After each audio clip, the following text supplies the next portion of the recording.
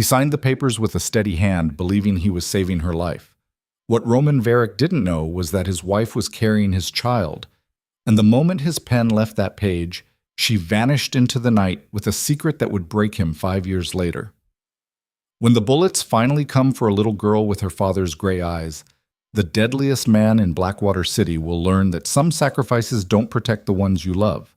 They just delay the war. If you're watching from anywhere in the world right now, drop your city in the comments. I want to see how far this story travels. Smash that like button. Stay until the very end, because what happens in the final 10 minutes will gut you. Let's begin. The pen weighed more than the gun on his hip. Roman Varick sat at the long walnut desk in his study on the 32nd floor of the Varick Tower, staring at a stack of papers that had taken his lawyer 3 weeks to draft and him exactly 47 seconds to destroy his marriage with. Outside the floor-to-ceiling windows, Blackwater City bled neon into a wet November sky. Rain streaked down the glass in long, crooked lines, the kind of rain that didn't cleanse anything, just smeared the dirt around. He hadn't turned on the lights. He didn't need to. He knew the room the way a soldier knows his rifle, by feel, by muscle memory, by the cold certainty of where every sharp edge lived. "Sign it, Roman." The voice came from across the desk. Viktor Kozlov stood with his hands behind his back, his charcoal suit crisp, his face carved from something harder than bone. Viktor had been Roman's second since they were 17 years old and stealing radios out of cars behind the old train yards. 21 years later, Viktor was the only man on earth Roman trusted to tell him the truth. That's why he was here. That's why Roman hadn't thrown him out 10 minutes ago. "She's not going to sign," Roman said quietly. "She will. You don't know her." "I know her enough." Viktor took a slow breath through his nose. "She loves you too much not to sign. That's the cruel part, boss. That's why it's going to work." Roman's hand trembled. Actually trembled.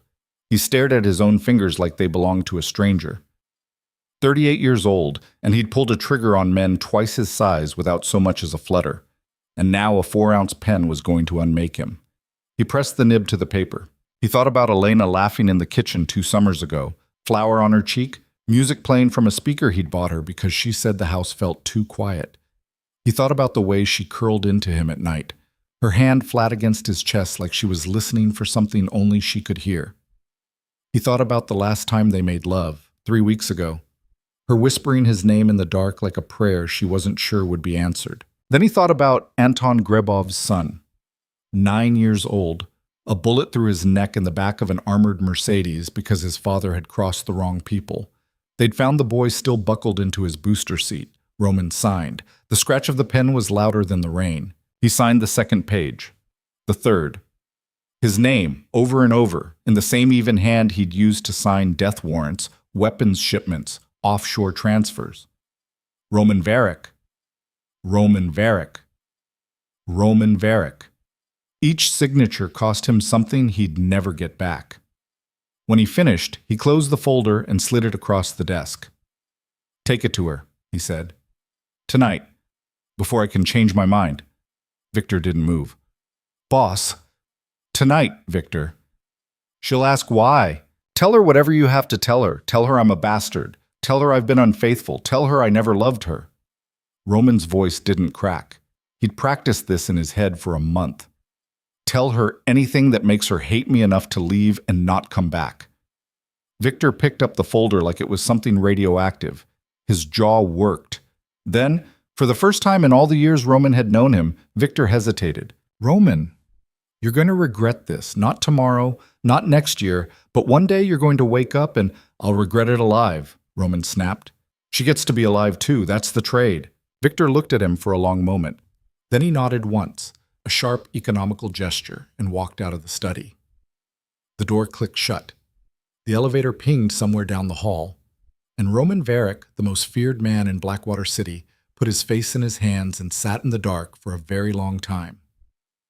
Across town, in a Victorian brownstone that Roman had bought her for their first anniversary, Elena Cross was throwing up in the downstairs bathroom. She didn't make it to the toilet the first time. She hit her knees on the cold tile, one hand flat against the wall, the other pressed to her mouth, and let her body do what it had been doing every morning for 16 days straight now. Coffee, toast, bile. Her hair stuck to her forehead. She hadn't told anyone. She hadn't told him. When she finally sat back against the tub, knees drawn up, her silk robe twisted around her like seaweed, she pressed both hands to her stomach and breathed through her mouth until the nausea passed. The house was quiet. Roman hadn't come home in 4 nights. There was a time, not so long ago, when that would have made her frantic. She would have paced, called, texted. Now she just sat on the bathroom floor and waited for her body to stop shaking. The test was still in the drawer. 3 tests, actually. All 3 of them looking back at her with the same blunt little plus sign, like an answer to a question she hadn't meant to ask yet. Elena Cross was 31 years old. She had an MBA she'd never used, a husband whose business she pretended not to understand, and a secret growing inside her that was roughly the size of a lime. And she had known, for about 2 weeks now, that she couldn't stay. She'd known it the night Roman came home with blood on his collar that wasn't his. She'd known it when he kissed her forehead in the kitchen and she smelled gunpowder on his skin. She'd known it when she woke up at 3 in the morning and found him sitting on the edge of the bed in the dark, loading a pistol with the methodical patience of a man doing something he'd done 1,000 times. She loved him. That wasn't the problem. Loving Roman Varric had never been the problem. The problem was that she was about to bring a human being into a world where her husband's name made grown men whisper, and she had finally admitted to herself that the cost of that love had a ceiling, and she'd hit it. The doorbell rang. Elena froze. It was almost 11 at night. Roman would have used his key. The staff was gone.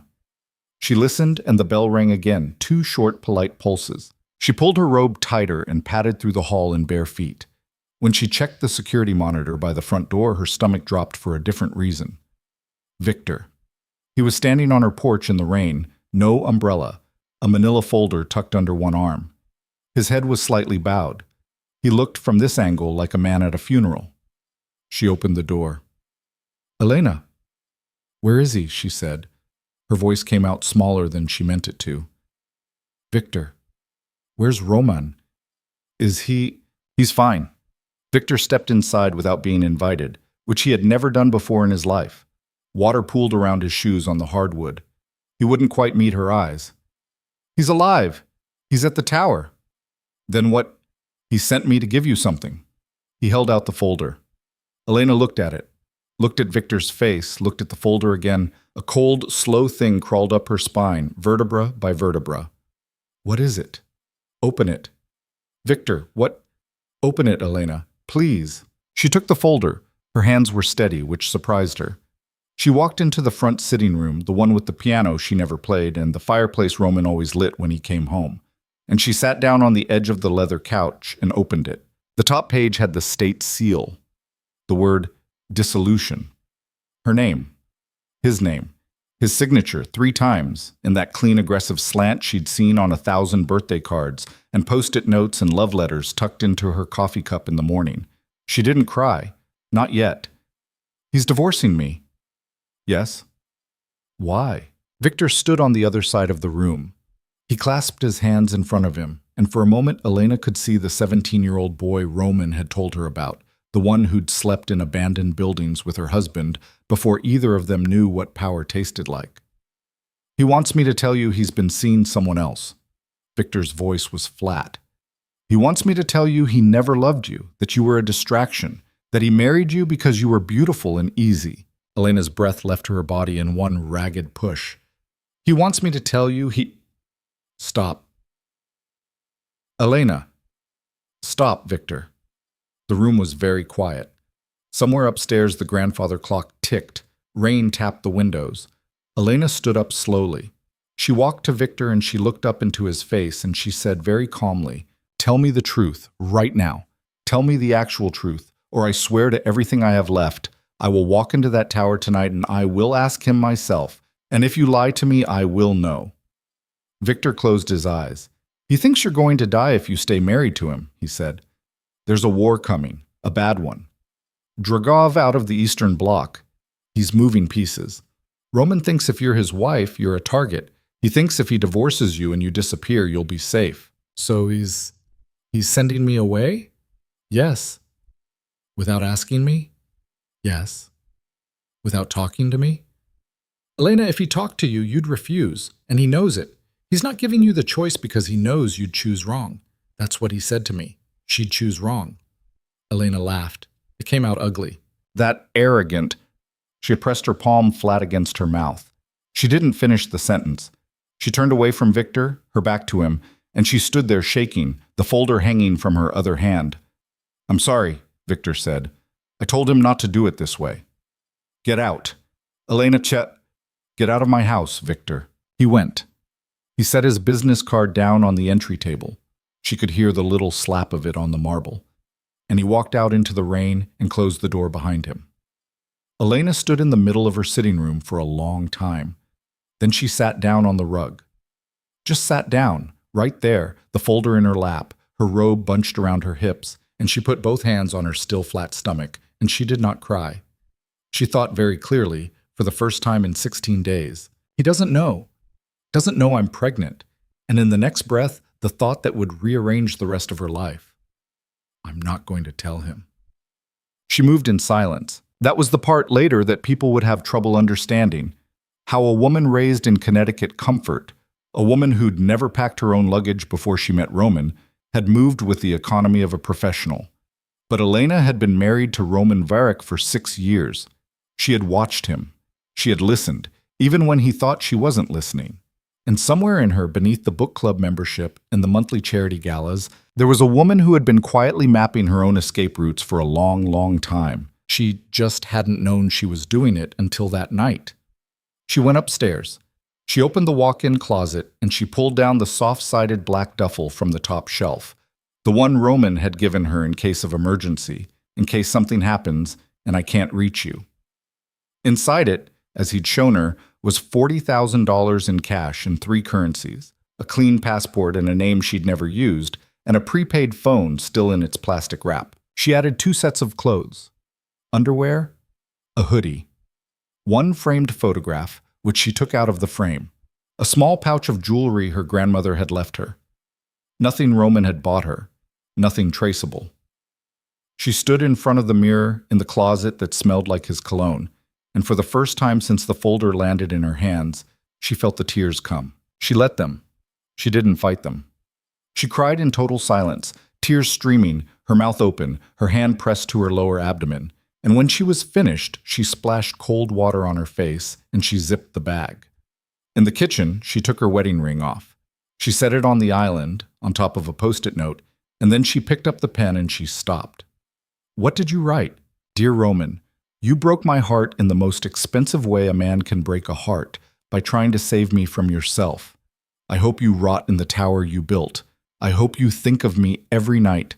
I hope you remember what my voice sounds like and forget what it said." She didn't write any of that. She wrote, in the end, 3 words. "I sign too."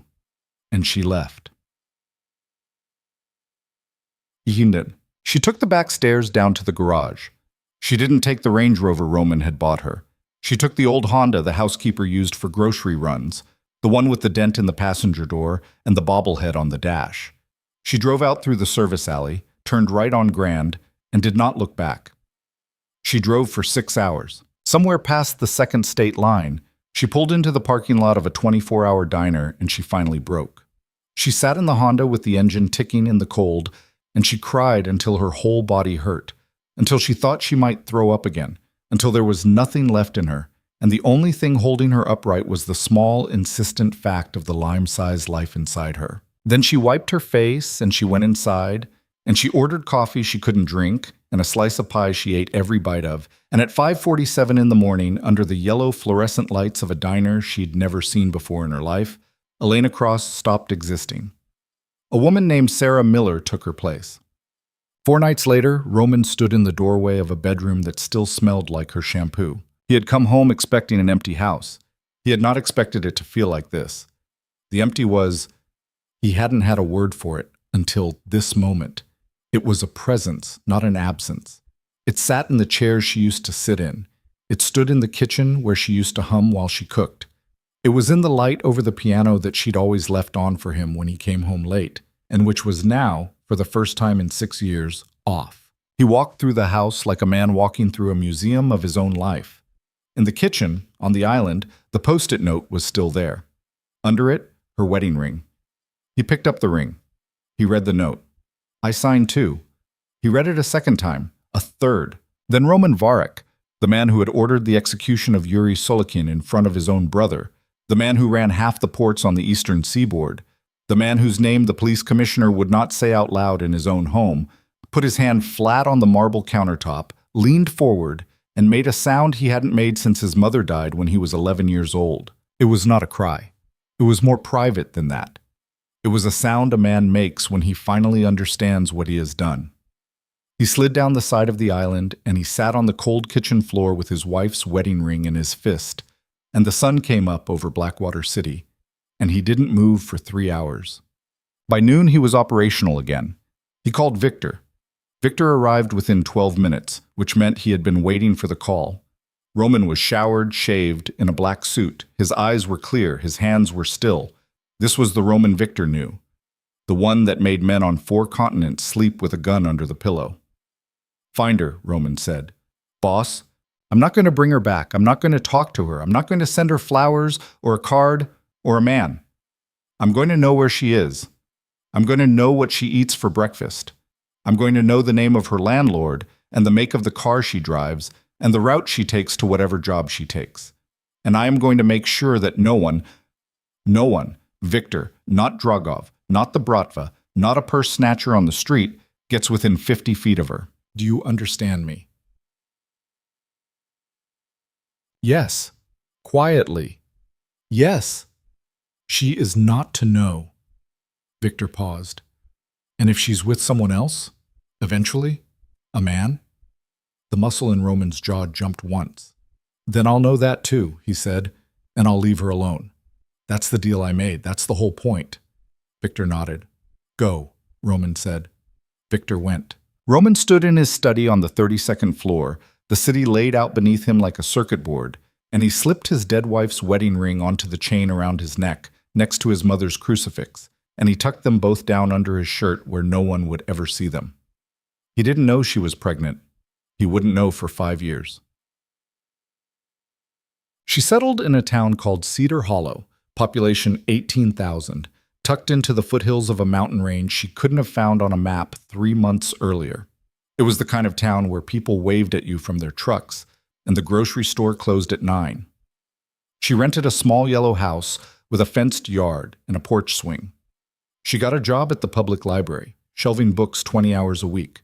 She paid cash for everything for the first 8 months. She didn't make friends. She didn't date. She didn't call her mother. Her mother thought she was dead, and for now, that was better. She gave birth at a small regional hospital on a bright April morning, alone. The nurse asked who to call. No one, Elena said. The nurse, a woman named Betty with a soft gray braid and kind eyes, did not ask twice. She just squeezed Elena's hand through the contraction and said, You're doing fine, honey. You're doing just fine. The baby came in 14 hours. A girl, 7 pounds 4 ounces, a full head of black hair and her father's gray eyes. Elena held her daughter to her chest and looked down at that small, impossible face, the face of the only man she had ever loved, looking back at her from the body of something brand new. And she said out loud to the empty room, Arya, your name is Arya. Arya, because it meant air, because it meant song, because Elena was going to spend the rest of her life making sure this child got to breathe and sing in a world that would never know the name Varek. She wept into the baby's hair. Then she wiped her face, and she started her new life. 600 miles away, Roman did not sleep. He had a suite of rooms in the penthouse of the Varek Tower. He used the bedroom the way other men used a hotel. To change clothes, to shower, occasionally to lie flat on his back and stare at the ceiling until dawn. He did not bring women there. He did not bring women anywhere. The staff talked at first, and then they stopped talking because there was nothing to talk about. Every Friday, Victor brought him a folder. The folders were thin. They had to be. Roman had given strict instructions. No photographs closer than 100 feet. No names of people she spoke to. No details about her daily routine beyond the broad outlines. He wanted to know she was alive. He wanted to know she was safe. He did not want to know what she looked like when she laughed, because if he saw that, he wasn't sure what he'd do. He read the folders in his study, alone, with the door locked. The first folder, 3 months in. Subject is established in small town, northern region. Employment obtained. Housing secured. No contact with former associates. No known romantic partners. The second folder, 6 months in. Subject's routine stable. Health appears good. Financial situation adequate. No threats detected. The third folder, 9 months in, was different. Roman opened it in the study on a Friday evening in April. The rain had come back. It always seemed to be raining in Blackwater City when his life changed. He read the first line and he read it again, and then he sat very still for a full minute without breathing. Subject gave birth to a female child on April 14th at 6:23 a.m. Mother and child in good health. He closed the folder. He opened it again. He read the line a third time, a fourth, a fifth. His vision did a strange thing. It narrowed, the edges blurring, the words in the center of the page unnaturally sharp. He pushed back from the desk. He stood up. He walked to the window. He stared out at his city. April 14th. He counted backwards on his fingers like a boy doing homework. 9 months, plus change. The last time he had been with his wife was, his mind went, unbidden, to the exact bed, the exact moment, the exact slant of morning light. 3 weeks before the divorce. 3 weeks before he had sat in this very room and signed her away like she was a piece of property he could return to the store. She had been pregnant. When he signed the papers, she had been pregnant. She had left him. No. That wasn't right. He had left her. He had pushed her out the door with both hands, and she had gone. And she had gone carrying his child, and she had not told him. She had not told him. Roman pressed his forehead against the cold glass of the window, and for a long time he did not move. 32 floors below, his city went about its filthy business, and up here, in the dark, in the rain, a man who had ordered dozens of deaths and never flinched was reckoning with the one thing he could not bring back by force. Finally he spoke, and his voice was very low, very calm. Victor. Victor stepped out of the shadows where he had been waiting. He had known, when he read the report, what was about to happen. He had not given the folder to a courier. He had brought it himself. Yes, boss. I have a daughter. Yes, boss. Roman closed his eyes. What's her name? The subject has not... Victor caught himself. Elena has not filed the birth certificate under her real name. We have a copy of the unofficial record from the hospital. The child's name is Arya. Arya. Yes? Arya what? Miller, on paper. Arya Miller. Roman laughed. It was a short, broken sound. Miller.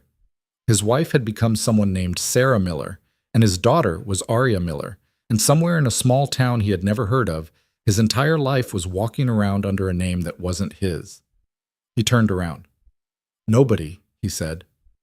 Nobody knows about this. You understand me, Victor? Not your men, not the accountants, not the guards. This information ends in this room tonight. Already done. If Dragov finds out I have a child, he won't. If anyone finds out, they won't, boss. On my life. Roman nodded. He stood there in the dark, in a $5,000 suit with a wedding ring on a chain under his shirt, and the knowledge that he had a daughter whose face he had never seen. I want to see her, he said quietly. Boss? Once, from a distance, that's all. Tell me when, tell me where. I'll go alone. Roman, that's not what we... Once, Victor. Victor looked at him for a long moment, then he nodded. I'll arrange it. Thank you. Victor hesitated at the door. Boss, I have to ask. Ask? What do you do now? With the business? With the war? Dragov's not getting smaller. He's getting bigger. If you have a daughter, if there's a child out there, the calculus changes. Are you going to... I'm going to finish what I started. Roman's voice was ice.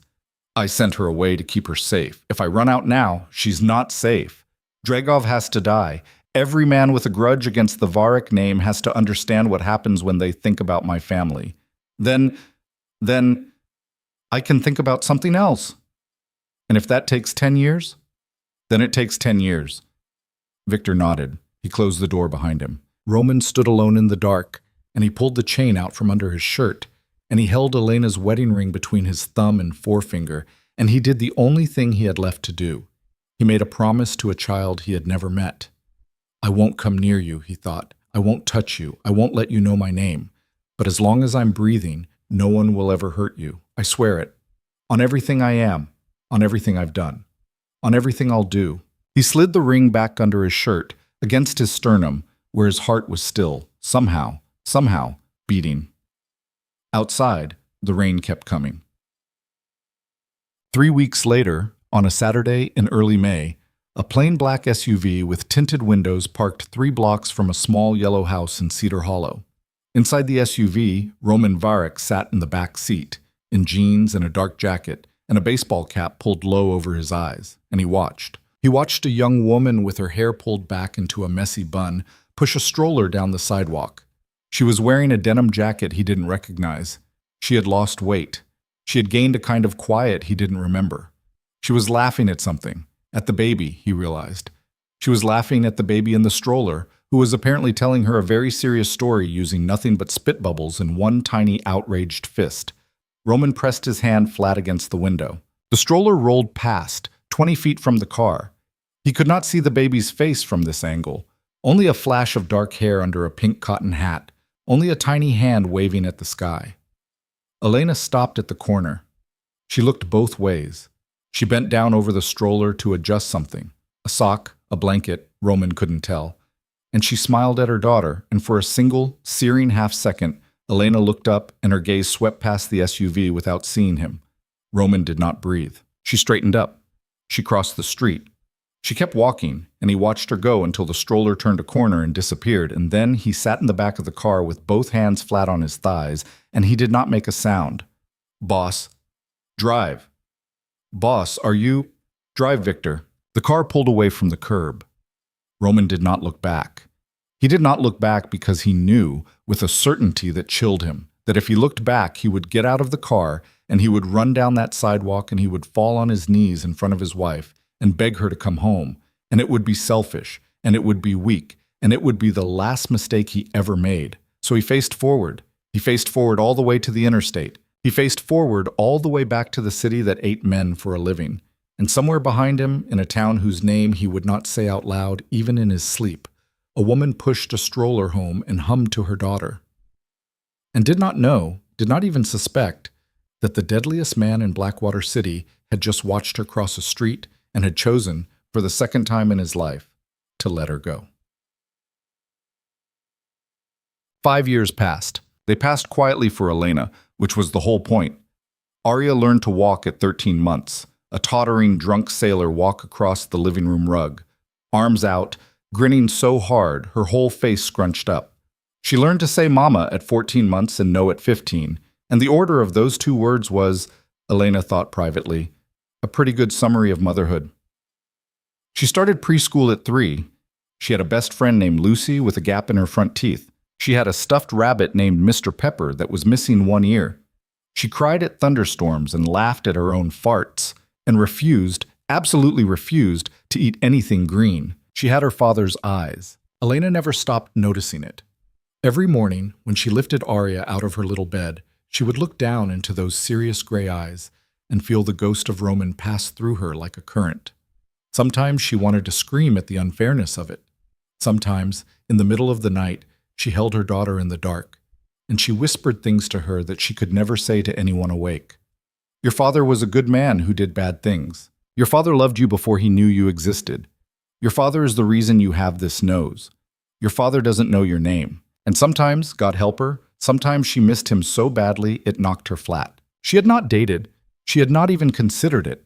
There was a librarian named Tom at work who had a kind face and a gentle laugh, and he had asked her to coffee twice, and both times she had smiled and said, I'm so sorry, Tom. I just can't right now. And he had nodded like he understood, which he did not. How could he? How do you explain to a nice man with a library card that you had once been married to a ghost, and that the ghost was still, in some essential way, living in the next room? You don't. You just keep saying, I'm sorry, Tom, until he stops asking. The years passed. They passed differently for Roman. They passed in blood, most of it. He burned out 3 separate attempts on his life in the first 18 months. One in a parking garage, one in a restaurant, one in his own lobby at 2 in the morning. He lost 4 men, including one he had known since he was 20. He put 2 bullets into Yakov Dragov, Mikhail's younger brother, in a warehouse in the Docks district and left the body for the police to find because he wanted Mikhail to understand the shape of what was coming. Mikhail understood. Mikhail went quiet. That was the worst part. A loud enemy was a manageable enemy. A quiet enemy was an enemy doing math. For nearly 3 years, Mikhail Dragov did no business with Roman Varek, retaliated for nothing, spoke his name in no public room. He moved like a man setting a very long table for a very specific dinner. And every Friday, without fail, Victor brought Roman a folder. Subject and child, routine stable, no threats detected. Subject and child, routine stable, no threats detected. Subject and child, routine stable, no threats detected. Roman read each one. He filed each one. He slept, on the nights he slept at all, with the folders in a locked drawer beside his bed and Elena's ring against his chest. And he told himself every single morning when he woke up alone that he was doing the right thing. Most mornings, he even believed it. On the Tuesday that would end his peace of mind forever, Victor came into the study without knocking. Roman was at the desk, going over shipment manifests. He looked up. He saw Victor's face. He set the pen down very carefully. What? We have a problem. Dragov? Dragov. Roman closed the folder in front of him. Talk. One of his people, a man named Orlov, he runs their intelligence, was seen last Thursday meeting with a private investigator out of Denver. Harmless-looking guy, contracts mostly divorces and insurance fraud. Until you run his phone. Orlov hired him 6 months ago. The investigator has been running databases, hospital records, birth certificates, property transfers, small-town stuff, filtered by timeline. Last 9 years. Roman's hand didn't move from the desk. He's looking for a woman, he said. He's looking for a woman who disappeared in November 6 years ago and resurfaced somewhere rural with a child under the age of 5. How close is he? Victor hesitated. He found 3 candidates. He's narrowing. Is she one of them? Yes. How many are left on the list? 2. Roman stood up. The chair rolled back silently on the carpet. He walked to the window. He put his hand flat on the glass in the exact spot he had put it 6 years ago, on the night he had sat on the kitchen floor with her ring in his fist. When will he know? Roman said quietly. Best estimate? 36 hours. Maybe less. And then he'll send men. He'll send men. Roman turned around. Turned. In Victor's entire 21 years of standing next to Roman Varek, he had seen his friend angry exactly 6 times. He was about to see it a 7th, but this anger wasn't loud. It wasn't hot. It was the cold, quiet, moving parts anger of a man who had spent 6 years building a wall and who had just watched the first crack run through it. Get the car, Roman said. Boss, get the car, Victor. We're going to Cedar Hollow. You said you would never... I know what I said. Roman was already reaching for his coat. I was wrong. I was wrong 6 years ago, and I'm wrong now if I sit in this tower 1 more hour. He's coming for my daughter, Victor. He's coming for my daughter. I'm not reading about her in a folder anymore. Victor looked at him. Then Victor nodded once and turned and went to get the car. And Roman Varek walked out of the study on the 32nd floor of the Varek Tower for what he did not yet know would be the last time as the man he had spent 6 years pretending to be. Outside, the rain had stopped. For the first time in a long time, Blackwater City was quiet. It wouldn't stay that way. The drive out of Blackwater City took 40 minutes longer than it should have because Victor kept doubling back. He took the river road out past the refineries, then cut north on a County 2 lane that didn't show up on most GPS systems, then swung west again at a gas station Roman had never seen before in his life. Victor drove the way he did everything, quietly, methodically, with the faint grim look of a man who had already imagined 6 ways this ended badly and was trying to prevent the 7th. Roman sat in the back of the black SUV with a phone in his lap that he did not pick up. Talk to me, he said finally. Nothing to say yet, boss. Then talk to me about nothing. Victor's eyes flicked to the mirror. He saw something in Roman's face, something Victor had seen maybe twice in all their years, and he answered the way he would have answered any command. Weather's turning, Victor said. Supposed to rain up in the hills tonight. They get the runoff from the mountain snow, makes the road slick. There's only one way in and out of Cedar Hollow from the south. Route 9. 2 lanes, no shoulder, heavy tree cover on both sides. If Dragov sends a team, that's the road they take. And from the north? Logging roads. Most of them chained off. A few you can get through if you know the area. The sheriff's a retired state trooper named Halloran. Clean record. 40-year-old daughter, 2 grandkids. Doesn't know anything about anything, but he's armed and he's awake and he answers his own radio at night, so that's something. And our people? 4 men in a cabin 12 miles out. I've had a team watching the perimeter rotation for 2 years. They've never been inside the town. She's never seen them. They check the roads at 3-hour intervals. They check the house every night at 2 a.m. They watch the school from a hill behind the baseball field. They do not engage. They do not approach. That's been the rule. Change the rule. Already did. Victor's hand tightened on the wheel.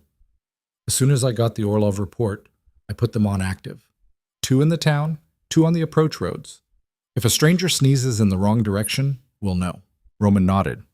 He looked out the window.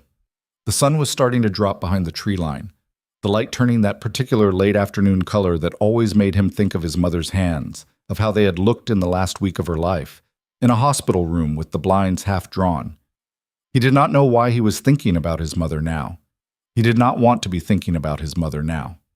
Victor? Yes, boss. What if I've waited too long? Victor did not answer right away. He changed lanes. He checked his mirrors. He took the exit for Route 9, and the SUV dipped down into a valley of dark pine and climbing fog, and only then did he speak. You haven't waited too long, he said. You just waited long enough to be the one who gets there first. That's not the same thing. Roman closed his eyes. He pressed his thumb and forefinger against the bridge of his nose. He could feel Elena's wedding ring against his sternum, warm from his body, 6 years' worth of warm. Don't lie to me, Victor. I never have. It was true. In 21 years, through every war, every betrayal, every long night in every bad place, Victor Kozlov had never once lied to Roman Varric. Roman opened his eyes and looked at the back of his friend's head and felt, for one strange second, something dangerously close to gratitude. He pushed it down. Gratitude got men killed. Love got men killed. Hope got men killed. He was driving toward a woman and a child he had already failed once, and he could not afford to be soft for a single one of the miles left. The SUV climbed higher into the hills. The pine gave way to birch. The birch gave way to a thin river that ran alongside the road, black and fast and cold-looking even through the window. They passed a hand-painted sign that said, Cedar Hollow welcomes you in flaking blue letters, with a crooked little pine tree painted underneath it by somebody who had loved that town enough to paint a pine tree on a welcome sign. Roman stared at it until it slid out of view behind them. Stop the car, he said. Boss, stop the car, Victor. Victor pulled over onto the gravel shoulder. The engine ticked. A crow called once from the trees. Roman got out. He walked to the edge of the road where the shoulder sloped down to the river, and he stood there with his hands in his coat pockets, and he looked at the water for a long moment. Victor got out and stood a respectful distance behind him. He did not speak. She lives here, Roman said, mostly to himself. Yes, boss? She walks by this river. Sometimes, yes. There's a path about a mile up. She brings the kid. Sometimes. Roman nodded slowly. He was not going to cry. Roman Varric did not cry in front of subordinates, and Roman Varric did not cry in front of himself. And Roman Varric had not cried since the night he'd signed her away, in the dark, on a kitchen floor. But there was a small, hot pressure behind his eyes, and he let himself feel it for exactly the 3 seconds it took to breathe in and out, and then he turned around and walked back to the SUV. Take me to her, he said. Victor hesitated. Boss, the plan was to hold position outside of town, observe, coordinate with the men on the ground, intercept if anyone comes. The plan changed, Roman said, the minute Orlov found her. Take me to her, Victor. I'm going to knock on her door. If she slams it in my face, at least she'll know. At least she'll know there's a reason to run. Victor looked at him over the roof of the car. She's going to slam it in your face, he said. I know. She's going to scream at you. I hope so. Boss, the child. She's going to see you in front of her child. Are you ready for that? Roman opened the door. He paused, with one hand on the frame, and he looked across the roof at his oldest friend, and for the first time since they had left the tower, he smiled.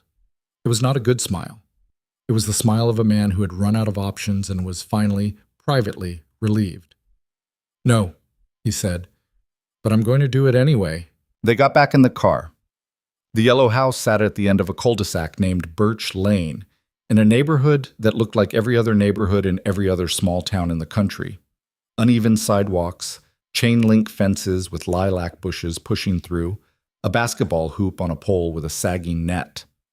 Somebody had mowed their lawn that morning. Roman could smell the cut grass. Somebody else had grilled burgers. That smell lingered too. A sprinkler hissed in a yard across the street. A dog barked twice, thought better of it, and stopped. Victor pulled into a gravel driveway 3 doors down and killed the engine. The men are staged, he said quietly.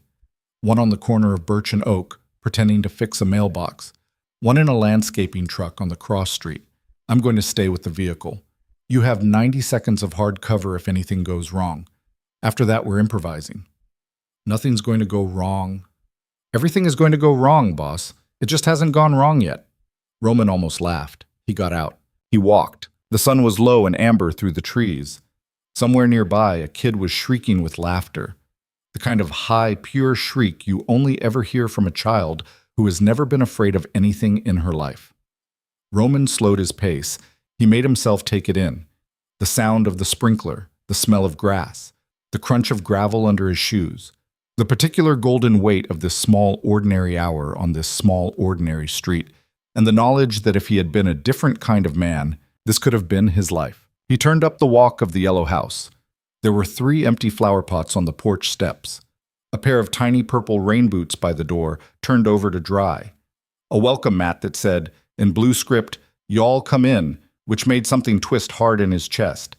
Elena had grown up in Greenwich. Elena did not say y'all. Elena had chosen that mat on purpose, as a kind of costume, as a kind of camouflage. She had built a whole life out of small lies like this. He knocked. Inside, the laughter stopped. There was a beat of silence. He heard footsteps. Small, fast ones, a kid running. Then a woman's voice, soft and scolding. "Baby, let me get it. What did I tell you about the door?" The door opened. Elena's face went through 4 expressions in about half a second. First, the ordinary, slightly harried, pleasant smile of a woman expecting the UPS man. Then the dawning, the slow, uncomprehending dawning that the man on her porch was not the UPS man. Then the recognition. Then, last, a thing that was not really an expression at all, just her whole face emptying out like someone had pulled a drain plug. She did not speak. Roman did not speak either. They stood there, a screen door between them, 6 years of silence between them, and he watched her hand come up slowly and grip the frame so hard her knuckles went white. "Mama, who is it?" The voice came from behind Elena's hip, small, curious, unafraid. Elena did not turn around. She did not take her eyes off of Roman's face. She said very quietly, "Arya, go get Mr. Pepper for me, okay? He's in your room. Go get him and bring him to the kitchen. I'll be right there." "But Mama—" "Now, baby, please." The little footsteps retreated. A door opened somewhere inside the house. Elena's hand was still on the frame. Roman still had not moved. "No," Elena said. "Just that. Just no." "Elena? No, no. You don't get to be here. You don't get to stand on my porch. You don't get to say my name. Go back to your car. Go back to your tower. Go back to whatever you came from. And you leave, Roman. I swear to—" "Dragov found you." Her mouth stopped working. He said it again because he needed her to hear it through the panic he could see climbing up her neck in red blotches. "Elena, listen to me. Mikhail Dragov hired a man. The man has been looking for you for 6 months. He has narrowed it down to 2 possibilities. You are one of them. He will know by tomorrow night. If he knows, Dragov knows. If Dragov knows, He is going to send people here and he is going to kill you. And he is going to kill Arya and he is going to put it on a phone so that I can watch it later.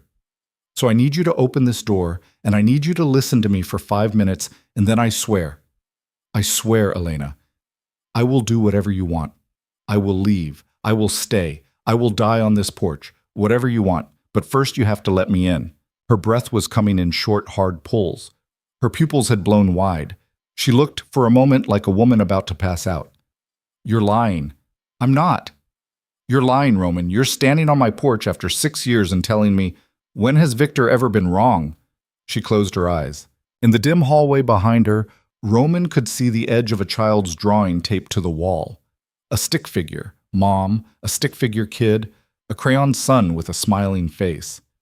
He looked at it, and he felt something slide sideways inside his chest. Please, he said. It came out strange. It had been so long since he had used the word on anyone. Please, Elena. She stepped back. She did not open the door all the way, just wide enough for him, and she did not meet his eyes as he crossed the threshold. She turned her back and walked down the hallway, and Roman followed her into the home she had made without him. It was not a big house. There was a living room on the right, with a blue couch and a coffee table covered in crayons, and a small kitchen straight ahead with a window over the sink that looked out on a fenced backyard. A stuffed rabbit with one ear sat on the kitchen table, propped up against a juice glass like it was being interrogated. A child's drawing was stuck to the refrigerator with an alphabet magnet. M-O-M, in big, uneven letters. Elena went to the sink. She turned on the tap. She filled a glass of water that she didn't drink, and she stood with her back to him, and her hands braced on the counter, and he could see her shoulders trembling. How did you find me? She said. I've always known where you were. The shoulders stopped trembling. They went still in a different way. You've what? Since the week after you left. Roman. Elena, I had to know you were safe. I never came close. I never interfered. I never let anyone else know. Victor and I, that's it. I had 4 men assigned to you, from a distance, watching. If something had happened to you, they would have... She turned around. Her face was wet. He had not seen her cry since the first year of their marriage, when her mother had gone into the hospital and come out with half her liver and a prognosis. Elena did not cry.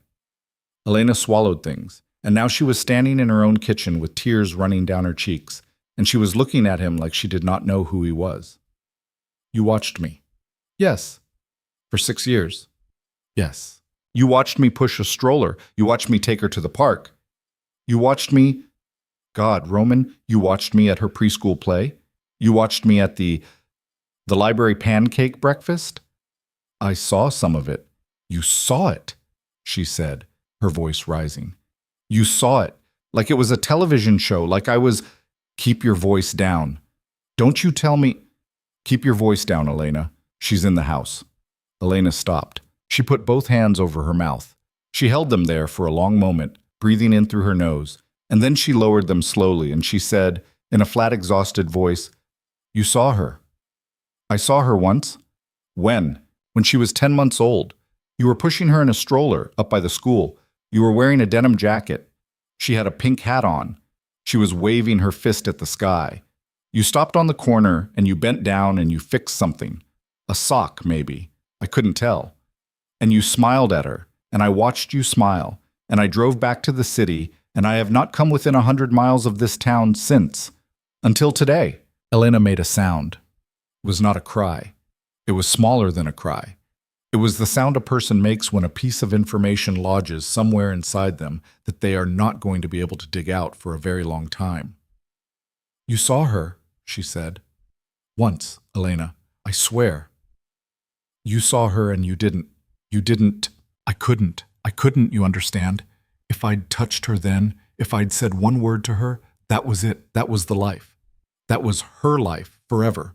A life of bodyguards and fake names and looking over her shoulder. I wanted her to have this.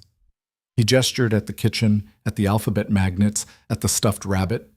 I wanted her to have a house that smells like pancakes and purple rain boots and a mom who gets to just be her mom without me, without the blood. Don't, Elena said. Elena, don't you dare try to make me feel sorry for you in my own kitchen. Don't you dare, Roman. You took the choice away from me. You signed those papers. You sent Victor to my door in the rain like I was a contract you were breaking. You didn't ask. You decided. I know. I was pregnant. I know. I was pregnant and scared, and I sat on a bathroom floor in our house for an hour trying to figure out how to tell you, and while I was trying to figure out how to tell you, you were signing me away. Do you have any idea? Roman, do you have any idea what that did to me? I have some idea. You have no idea. Okay? You have no idea. Okay, Elena. She turned away. She braced her hands on the counter again. Her back was shaking. He wanted to go to her. He wanted to put his hands on her shoulders, to bury his face in her hair the way he used to whisper apologies in her ear until the words ran out, and then keep whispering anyway. He did not move. He knew, with the animal clarity of a man who had survived a long time by reading rooms, that if he touched her right now, she would claw his eyes out. Mama? The small voice came from the doorway. Both of them turned. Arya stood in the hall in a pair of unicorn pajamas. She had Mr. Pepper clutched under one arm. Her black hair was fluffy from the couch she had just climbed off of. She was looking up, wide-eyed and serious, and her gray eyes, Roman's eyes, his mother's eyes Roman Varric saw every single morning in the mirror, went from her mother's wet face to the stranger in their kitchen. Mama, why are you crying? Elena drew a breath. She wiped her face with both hands, fast, and she crouched down, and she held out her arms, and Arya ran to her. Elena caught her up and lifted her onto her hip. She was getting big for that. Elena's knees buckled a little, and she stroked the back of her daughter's head, and she said very softly, Mama's not crying, baby. Mama's got something in her eye. Who's that man? Elena stopped. She looked at Roman over the top of Arya's head, and in her eyes he saw, for the first time that night, not rage, not grief, but a bright, hard flicker of fear. The kind of fear that does math. The kind of fear a mother has when she realizes she does not know, in this exact moment, how to answer a question. He's an old friend of Mama's, Elena said finally. He came a long way to talk to me. Is he going to stay for dinner? No, baby, no, I'd like to, Roman said. Both of them looked at him. He had spoken very quietly. He had spoken to Arya. He had crouched, too. Slowly, carefully, the way you lower yourself near a small, skittish animal, both hands visible, until his face was roughly level with hers. He did not reach for her. He did not smile. He met the serious gray gaze of his only child, and he said very gently, It's okay with your mom. I'd like very much to stay for dinner, just this once. Arya considered him the way small children consider strangers, with complete, unashamed, forensic attention. She looked at his eyes, she looked at his hands, she looked at his shoes, she looked back at his eyes. Your eyes are like mine, she said. Elena made a tiny sound. Yeah, Roman said. Yeah, they are. That's weird. A little bit. What's your name? Roman opened his mouth. He closed it. He looked up at Elena. Elena's face was a long, quiet warning. He looked back at Arya. He said, My name is Roman. That's a weird name, too. Yeah. Mama, can he stay? He came a long way. Elena's mouth trembled. For a long moment, Roman thought she was going to say no, and he had decided he would accept a no. He would get up, he would nod to her, he would walk out the front door, and he would sit in the SUV with Victor, and he would figure out a way to protect them both from across the street, the way he had been doing for 6 years. He was prepared for no. She didn't say no. 1 hour, she said to him. 1 hour, Roman, then you go. Yes. You don't ask her anything. You don't tell her anything. You answer what she asks. If she asks something you can't answer, you look at me. You understand? Yes. Come set the table, baby. Mr. Roman's going to eat with us. Okay, Mama. Arya wiggled down from Elena's hip. She marched over to a drawer and pulled it open and took out 3 napkins with the self-important concentration of a 5-year-old who has been given a very important job. And as she walked past Roman with the napkins held in both hands, she stopped. She looked up at him. Do you like chicken nuggets? Roman, who owned a restaurant in Blackwater City, where a single entree cost more than most people's rent, cleared his throat. "Love them," he said. "Good." Arya nodded, satisfied. "Mama made the dinosaur kind." She went on by, clutching her napkins. Roman stood up slowly. He looked at Elena. Elena was staring at him with an expression he could not quite read. Some mixture of grief and fury and wonder and something older than any of them. Something that had been buried for 6 years and had just, unwillingly, been dragged back up into the light. "Set the table," she said, her voice uneven. "The plates are in the cabinet next to the fridge." So Roman Varick, who had not set a table in 20 years, set a table for 3 in a small yellow kitchen in a town he had only ever seen through a car window. And he did it with hands that shook just slightly, and Elena watched him do it, and the microwave beeped, and somewhere outside a dog barked twice and stopped, and the sun went all the way down behind the trees. Dinner lasted 34 minutes. They were the most unreal 34 minutes of Roman Varick's life. Arya sat between them and talked with the unbroken fluency of a child who has an audience for the first time, about her friend Lucy, about how Lucy's cat had had kittens, about how Mr. Pepper's ear had fallen off at the park, and Mama had sewn it back on twice, but the second time it fell off again, and now he was a one-eared rabbit. And that was okay because he was a pirate now. She ate 3 chicken nuggets and a pile of ketchup. She asked Roman if he had any kids, and Roman said no, not really, and she said that was sad and offered him Mr. Pepper to hold during dinner so he wouldn't be lonely. And Roman, who had ordered a man's legs broken the week before for lying about a shipment, held a one-eared stuffed rabbit in his lap for the rest of the meal and did not speak. Elena did not eat. She sat across from him, and she watched her daughter laugh at this strange, calm man. And she drank 3 glasses of water, and her hands did not stop shaking even once. When Arya was done, she declared that Mr. Pepper needed a bath, which meant he needed to sit in the sink, which meant she needed to go supervise, and she slid down from her chair and gave Roman a very serious pat on the knee. "You can have him back after, okay?" And marched off to the bathroom. The 2 of them sat alone in the kitchen. For a long time, neither spoke. The light over the table was warm and yellow. A moth bumped against the window screen. In the bathroom, a child was singing to a rabbit about soap. "I'm going to take her," Roman said quietly. "Tonight. You and her. Not back to the city. I have a place up north, a lake house, off the grid. No staff, no records. We'll stay there until I can find Dragov and end this. 6 weeks. Maybe 8.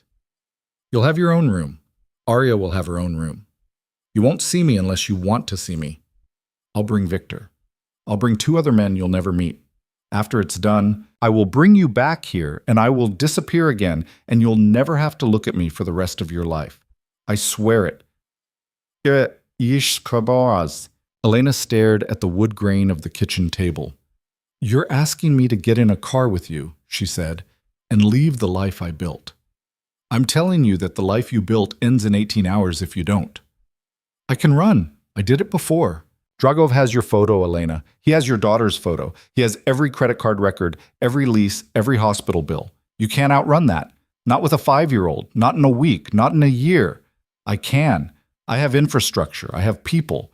I have money you can't touch and places you can't rent. I am asking you, let me be useful to you.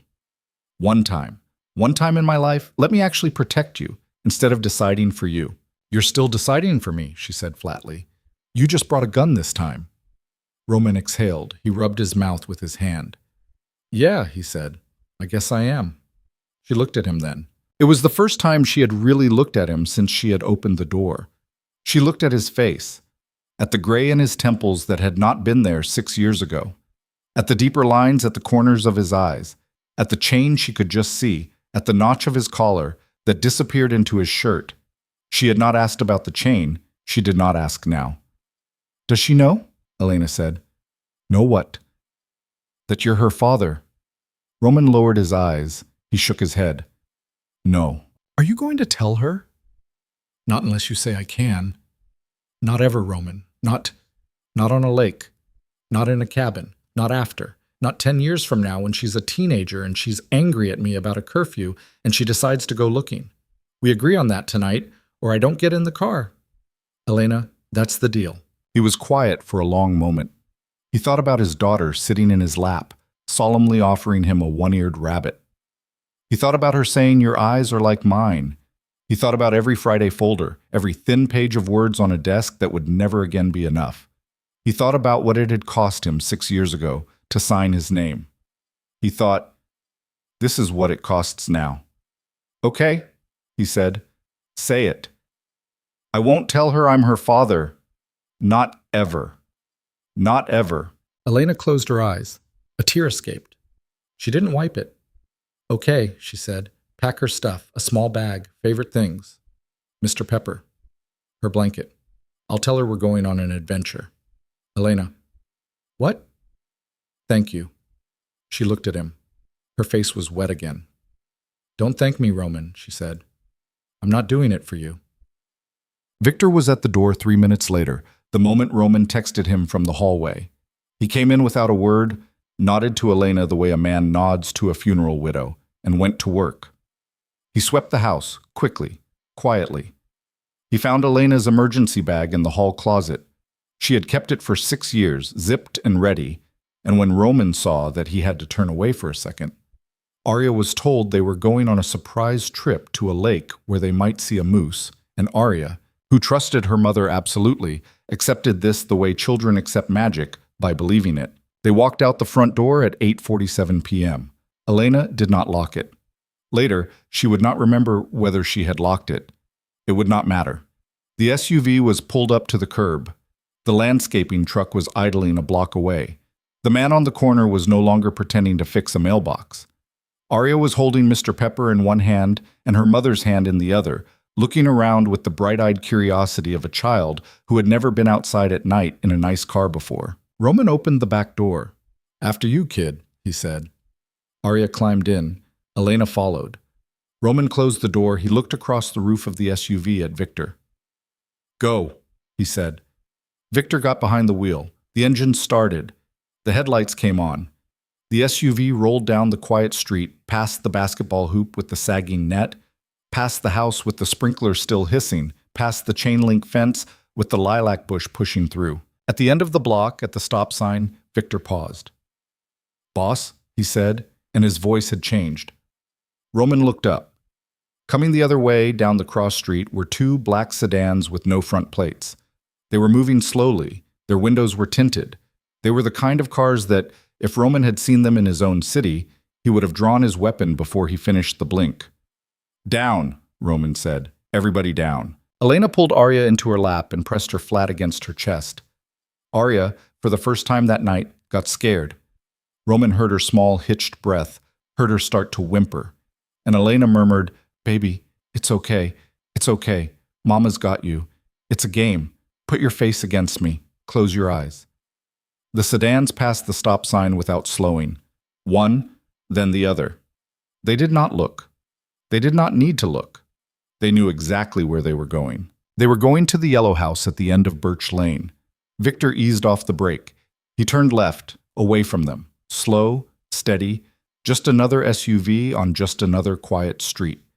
He took the corner at 15 miles an hour. He took the next one at 20.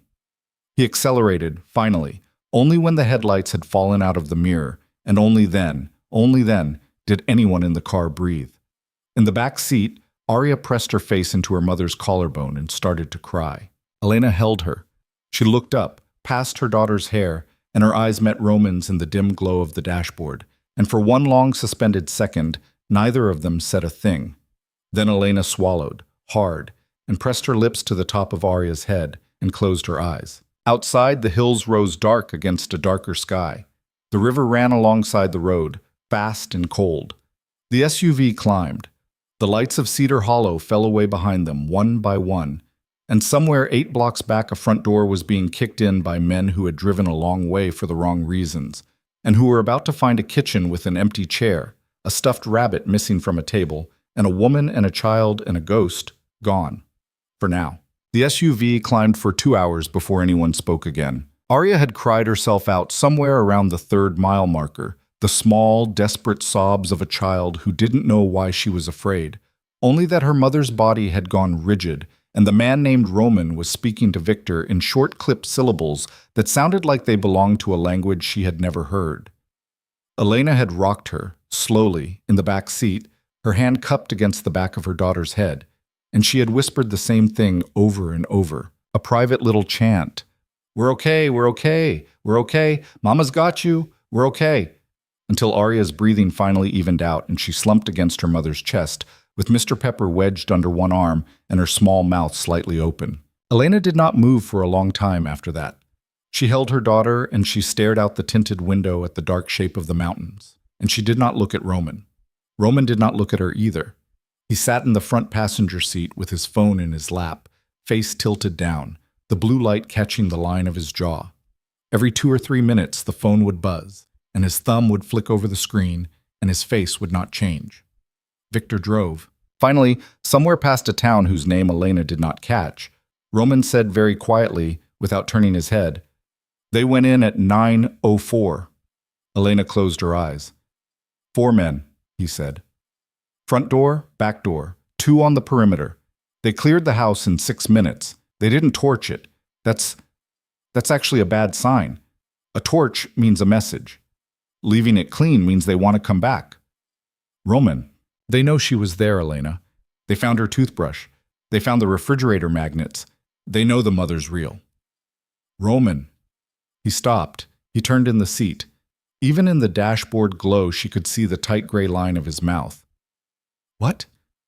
Not in front of her, Elena whispered. Arya was asleep. Arya was very obviously asleep. But Elena did not care. Elena had spent 6 years protecting her daughter from words, from tones, from the particular quality of adult fear that sinks into the bedroom walls of a child's life and never quite comes out. And she was not going to let that work come undone in the back seat of an SUV on a mountain road. Roman looked at her for a long moment. Then he nodded once and turned back to his phone and did not speak again until they got to the lake. The house sat at the end of 3 miles of private dirt road, past a gate Victor unlocked with a key he wore around his neck, past a second gate Roman keyed open from the vehicle. It was not what Elena had been imagining. She had been imagining one of Roman's places. Marble, glass, the too white light of expensive emptiness. This was not that. This was a low, wide log house with a stone chimney and a wraparound porch and dark windows and a dock that stretched out over a black lake. And it looked less like a safe house than like somewhere a kind grandfather might have retired to 30 years ago. It was almost midnight. The stars up here were shocking, the way stars are shocking to city people, a scatter of broken glass across the whole sky. Victor killed the engine. For a moment, the only sound was the engine ticking, and somewhere across the water, a loon calling once in the dark. Stay in the car until I clear it, he said. He got out. He went up the porch. He went inside. A light came on in one window, then another, then the porch light. He came back out. He nodded to Roman. Clear. Roman got out. He opened Elena's door. Let me take her, he said. Elena stiffened. I've got her. Elena, your arm fell asleep 2 hours ago. I can see it. Let me take her. I'll put her where you want her. She hesitated. Arya was heavy and warm, and her sleeping weight had gone slack in that dangerous, boneless way small children's bodies do. Elena's right arm was, in fact, dead to the elbow. She had not slept. She had not eaten since lunch. Her hands were shaking, and Roman was standing in the open door of an SUV in a state she did not know, on a piece of land she did not know, and he was asking her to pass her daughter to him for the first time in 5 years. She did it. He was very careful. He slid one arm under Arya's legs, one behind her back, and he lifted her with a gentleness Elena had forgotten he was capable of. Arya's head fell into the hollow of his shoulder. She did not wake up. Mr. Pepper dangled from her fist. Where? Roman said. Wherever you were going to put me, Elena said. She goes with me. Understood. He turned and walked toward the porch, Arya against his chest, and Elena stood by the open door of the SUV for one strange, suspended second and watched him, the father her daughter did not know she had, carry her daughter across a gravel drive under a sky full of stars. Her legs went briefly soft under her. She caught herself on the doorframe. Victor, without a word, took her bag from the trunk and walked beside her the rest of the way up. The house smelled like cedar and wood smoke. There was a stone fireplace laid with logs ready to light. There were thick wool blankets draped over the backs of leather chairs. There was a kitchen with copper pots hanging over a butcher block island. There was not a single photograph on a single wall. Not one. Upstairs, Roman said quietly over his shoulder. End of the hall, corner room, 2 twin beds. I'll put her in the one by the window. She followed him up. The corner room had pine-paneled walls and a braided rug, and yes, 2 narrow twin beds with white quilts. Roman laid Arya down on the one by the window with the practiced smoothness of a man who had done this in his imagination 1,000 times. He eased her shoes off. He tucked the quilt up to her chin. He slid Mr. Pepper in beside her so the rabbit's one remaining ear was against her cheek. Then he straightened up. He looked down at his daughter's sleeping face. He stood there for a long time. Elena from the doorway watched his back, his shoulders, the small, uneven rise and fall of his breath. She did not interrupt. She could not have said why she did not interrupt. It was not mercy. She was not tonight in a merciful mood. It was something closer to recognition, the recognition that a man was doing in front of her, a thing so private that to speak would be to break it. After a minute or so, Roman reached into his collar and pulled out a chain, a plain gold chain. There were 2 things hanging from it. One was a small tarnished crucifix. The other was her wedding ring. He looked at the ring for a long second. Then he tucked them both back under his shirt. He turned. He walked past her without looking up, and he went downstairs, and she heard the screen door open and close, and she was alone in a strange bedroom with her sleeping daughter and a man named Victor somewhere else in the house making coffee she could smell from 2 rooms away. Elena sat down on the other twin bed. She put her face in her hands. She did not cry. She had cried enough for one night. Instead, she sat very still, and she listened to her daughter's small, snuffling breathing, and she let herself understand for the first time in 6 years that the life she had built in a yellow house on Birch Lane was over. It had ended at 9:04 tonight, and it had been over for 6 months before that, from the moment a man named Orlov had written her name at the top of a list. It had been over, possibly, from the minute she had driven the old Honda out of a Victorian brownstone in Blackwater City and told herself she was saving her child. You never saved anything, she thought. You just borrowed time. She took off her shoes, she pulled the quilt around her shoulders. She stretched out on her side so she could see Arya, and she kept her eyes open on her daughter's face until the eyes closed on their own, and she slept, finally, in the enemy's house. Roman was on the porch. He sat on the top step with his elbows on his knees and a glass of bourbon in his hand.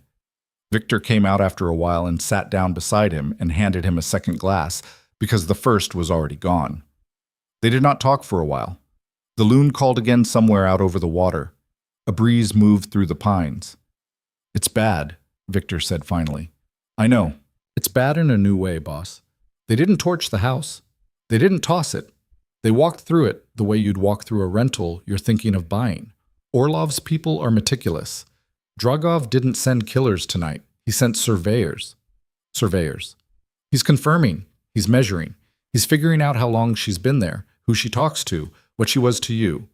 He's not done with his intelligence phase. He wants the whole picture before he moves. That buys us time. A little, not much. Once he has the picture, he will not hesitate. Roman took a slow drink. The bourbon burned pleasantly. He had not eaten either, not really, and the warmth spread into his chest with a kind of comfortable cruelty. I want to know how he found her, he said. Boss, I want to know, Victor. 6 years. 6 years of nothing. Our own people didn't know. Our own people, Victor. And Dragov's guy in Denver runs hospital records, and in 6 months he finds my wife. Explain that to me. Victor was silent. Victor. It's possible he had help. Roman turned his head slightly. He looked at his friend in the porch light. From who? I don't know yet, boss. I'm working on it. You have a guess. I have 2 guesses, and I'm not saying either of them until I have more than a guess. You know me. I don't do that to you. Roman looked at him for a long moment. Then he nodded, slowly, and turned back toward the lake. He knew Victor well enough to know that when Victor said he wasn't going to say something yet, he wasn't going to say it yet. He also knew Victor well enough to know that Victor would say it, eventually, and that when he did it would be bad. Inside job, he said quietly. Could be. From our side. Could be. Or could be she slipped at some point in 6 years. An emergency room visit in a city that cross-references with insurance. A cop pulled her license. Something small. Happens to everyone eventually. The question is which? Which do you think? I think, Victor said, we sleep tonight and we figure it out tomorrow. You're running on fumes, Roman. You're going to do something stupid if you don't sit down. I am sitting down. You know what I mean. Roman exhaled. He drained his glass. He set it on the step beside him and he pressed both hands flat over his face. She's up there, he said. Yes. My daughter is upstairs in this house. Yes. She thinks I'm a friend of her mother's. For tonight, that's what she needs to think. Roman lowered his hands. He looked out at the lake. The water was glass black. There was a thin ribbon of moonlight across it that wavered every time the breeze moved. I had a father, he said. It was not the kind of thing he said. Victor glanced at him but didn't answer. You know I had a father. You know what he did. That night in the garage when I was 13. You know about that. I know about that. I made myself a promise when I was 13 years old that I would never be a father. Not because I didn't want one. Because I was not going to be the kind of man who made a kid flinch, who made a kid go quiet when a door opened, who made a kid hear his name and hide. Boss? Victor, she offered me her rabbit. Victor said nothing. She looked at me and she saw I was sad, and she offered me her rabbit. She doesn't know me. She doesn't know one thing about me. She saw a stranger in her kitchen and decided I was lonely, and she offered me the most important thing she owns. That's who my kid is. That's what Elena made out of her, out of what I did, out of what I am. Elena's extraordinary, boss. She is. And so is the kid. I know. You understand, boss, that you have to leave them at the end of this. Not because of Elena, because of the child. You understand that, right? Roman was silent for a long time. I understand, he said finally. I understood 6 years ago. I understand tonight. Okay? Doesn't mean it doesn't hurt. Never said it didn't. They sat there, two middle-aged men on a porch step at the edge of a black lake, and they did not speak again for a long while. Eventually, Victor put a hand on Roman's shoulder, squeezed once, and stood up. He went back inside. Roman stayed. Up in the corner bedroom, Arya rolled over in her sleep and made a small sound and reached, by automatic habit, for her mother's hand. Her mother's hand was there. It had always been there. It would be there for as long as Elena Cross drew breath. Ski. Elena woke at 5:17 in the morning to the sound of a voice she hadn't heard in 6 years. Roman was in the kitchen. The door at the bottom of the stairs was open a crack, and his voice was low, and he was speaking the way he used to speak in the study late at night when he thought she was asleep, in that calm, level tone that meant he was ordering someone to do something that was probably illegal and certainly final. No, you pull everyone off the Halstead account. I don't care about the Halstead account. The Halstead account is going to have to wait. I want your 4 best men on my gate by tonight. Elena got out of bed carefully. She pulled the quilt up over Arya's shoulder. She padded to the door in her socks and she stood at the top of the stairs and she listened. I don't care what he says, Petrov. Tell him I said it. Tell him if he has a problem with it, he can come up here and have the problem with me in person. Tell him I'll be waiting. A pause. Because I have new information, that's why. No, Petrov, I'm not discussing it on the phone. I'm telling you what to do and you're going to do it. Yes, tonight. Another pause. Good. Silence. Elena heard him exhale slowly. She heard a coffee cup set down on a counter. She heard the scrape of a chair. Then nothing. She came down the stairs. Roman was sitting at the kitchen island in the same shirt he'd worn yesterday, the sleeves rolled up, a mug of black coffee in front of him. He had not shaved. His hair was damp, like he had splashed water on his face in the sink. He looked up when she came in and neither of them said anything for a second. Is there coffee? Elena said. Yeah, on the stove. She went around the island. She poured a cup. She leaned her hip against the counter across from him, and she drank it black, which she had never done before, because 6 years of being a mom in a small town had taught her not to waste cream on herself. She's still asleep? He asked. She's going to sleep till 7 or 8. She's a good sleeper. Good, that's good. You slept? A little. On that porch? He half smiled. Couch. Mostly. Uh-huh. Silence. The coffee maker clicked off. Roman. Yes.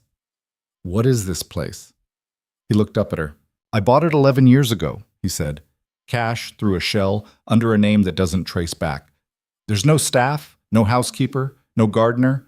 Victor has a key, and I have a key. And that's it. I came up here 3 or 4 times a year to think, to be somewhere quiet. I never brought anyone. You're the first person besides Victor who has ever been inside this house. She took that in. Why? She said. Why what? Why did you need somewhere quiet? He smiled without humor. Elena, I kill people for a living. Sometimes a man needs a weekend. She didn't laugh. He didn't expect her to. I thought you were always in the tower, she said. I thought the city was your quiet. The tower's not quiet. The tower it's a speaker. It amplifies everything. Everyone's watching all the time. Everyone's listening all the time. You can't sleep because someone's always thinking about you somewhere. Here, nobody's thinking about me. That's the whole point. She nodded slowly. What did you think about, she said, when you came up here? He didn't answer at first. You, he said finally. Mostly you. For 6 years. I came up here and I thought about you. And after the first year, I thought about her too. Elena looked at the floor. Roman, I'm not saying it to make you feel sorry for me. I know I don't get to make you feel sorry for me. I'm just answering your question. I wasn't going to. I wasn't going to tell you to stop. He looked up at her. Oh, he said. The moment stretched. Elena looked at the man across her counter, and she remembered with a kind of unwelcome clarity all the reasons she had married him in the first place. Not the money, not the power, not the tower, not the car, not the charity galas. The way, when he looked at her, he really looked at her. The way he listened when she told him about her day in a way no man had ever listened to her before. The way, when they were alone, he told her things he had never told another living person. And she had understood even then that she was the repository of a life he was not going to give to anyone else. He was looking at her that way now. She set her cup down on the counter, hard, to break it. Who were you on the phone with? She said. Nobody. Roman. A lieutenant in the city. His name is Petrov. He runs day to day when I'm not in the office. And you were telling him to do what? To fortify the gates of this property, bring up more men, to start quietly moving my people into positions around Dragov's operations in the city. To prepare. Prepare for what? He looked at her. For what happens next, Elena? Which is, I'm going to kill him. He said it the way another man might have said, I'm going to pick up milk. Elena had known him long enough to recognize the tone. This was not a threat. This was not bravado. This was Roman Varick stating, as a matter of calendar, an event that was going to occur. She closed her eyes. Don't say it like that. How would you like me to say it? Not in my kitchen. Not while our daughter is upstairs. This isn't your kitchen, Elena. This is mine. That's partly the problem. Don't do that. Don't play word games with me. You know what I mean. I know what you mean. I'm a librarian, Roman. I was a librarian. 28 hours ago, I was at work reshelving the kids section. I was going to go to a school auction on Saturday. I had frozen chicken thawing in my fridge. I was making chicken. I know. I am not a person who sits in a kitchen and has her ex-husband tell her calmly that he is going to murder a man so that she can go back to being a librarian. Elena, I'm not. I didn't ask you to be. You brought me here. You got in the car. You brought me here, Roman. There was a long, tight silence. He set his coffee down. He leaned his weight on his forearms. He looked at her. You're right, he said. I did. I didn't give you an alternative. I didn't sit in your living room and lay out options. I showed up and said, get in the car or die in the kitchen. I did that. I'll own it. And I'll do it again if I have to, because the alternative is unacceptable. But you're right. I brought you here. Elena put her hand over her mouth. She turned and looked out the window over the sink. There was a fine mist rising off the lake, the first pale light of morning behind it, the loon calling again far out somewhere. I don't know how to be here, she said behind her hand. I don't know how to be here with you. I know. I don't know how to explain to her what this place is. Why we're here. Why we're not going home. Why Lucy can't come over. Why she can't go to school. Why she can't… Roman, she has a ballet recital on May 10th. She's been practicing since January. She's supposed to be a daisy. Her costume is in the hall closet. Her voice cracked on costume. Roman got up. He came around the island slowly so she would know he was coming, and he stopped about 3 feet away from her. I can't give you her recital back, he said quietly. I can't give you your house back. I can't give you 6 years back. But I can give you this. When it's done, I will buy that entire dance school. I will hire whatever teachers we need. I will set up a stage in this house if that's what it takes. She will be a daisy, Elena. I promise you, she will be a daisy. Elena laughed. It came out half a sob. That's insane, she said. Yeah, that's such a Roman thing to say. I know. You can't fix recitals with money, Roman. I know I can't, but I can buy you time to make her a new one, and that I can fix with money. She turned her face toward him. She was crying again in that quiet, leaking way that had nothing to do with the deep sobs of the night before. This was just grief moving through her like weather. He lifted his hand. He did not touch her. He held it up, an inch from her cheek, the way a man holds a hand near a flame to see if the flame will let him. She did not move. He lowered it. He did not touch her. I'm not going to, he said. I wanted to know if I could. I don't know, Roman. It's okay. I don't know. I haven't been touched in 6 years. By anyone. And the first hands I'm going to, I don't know if they're going to be yours. I don't know. It's okay, Elena. I wanted you to touch me yesterday, in the kitchen, when you looked at me, and I hated you for it. I know, I saw. She laughed again, wet. You always saw. I always saw. They stood there for a long moment, a foot apart, not touching. Then Elena wiped her face with the heel of her hand, and she said, I'm going to go up and check on her, and I'm going to take a shower. And then we are going to have breakfast, and you are going to explain to me in detail what the plan is. Because I'm not going to sit in this kitchen like a guest. Roman. If my daughter is here, I'm in it. I need to know what's happening. I need to know where the exits are. I need to know where the guns are. He tilted his head slightly. The guns. Don't look at me like that. If someone comes through the door of this house and you're not here, Roman, I'm not going to hide behind a couch. I'm going to put myself between them and her, and I'd rather do that with a gun than with a coffee pot. He studied her for a long beat. Yeah, he said.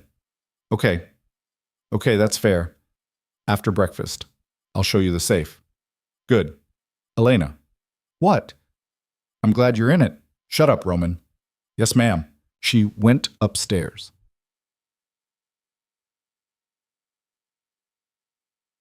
Victor came into the kitchen 10 minutes later. He had been on the porch, or in the trees, or wherever Victor went. Roman had never entirely understood Victor's relationship to empty spaces. Victor looked at Roman's face and said nothing and poured himself coffee. You heard that, Roman said. Heard enough. Tell me what you think. I think, Victor said, that you are a man in a great deal of trouble, and that at least 2 of the kinds of trouble are not the kind you can shoot your way out of. Great, thanks. You didn't pay me to be optimistic, boss. Roman rubbed his face. What did Petrov say? He pushed back. I had to tell him twice.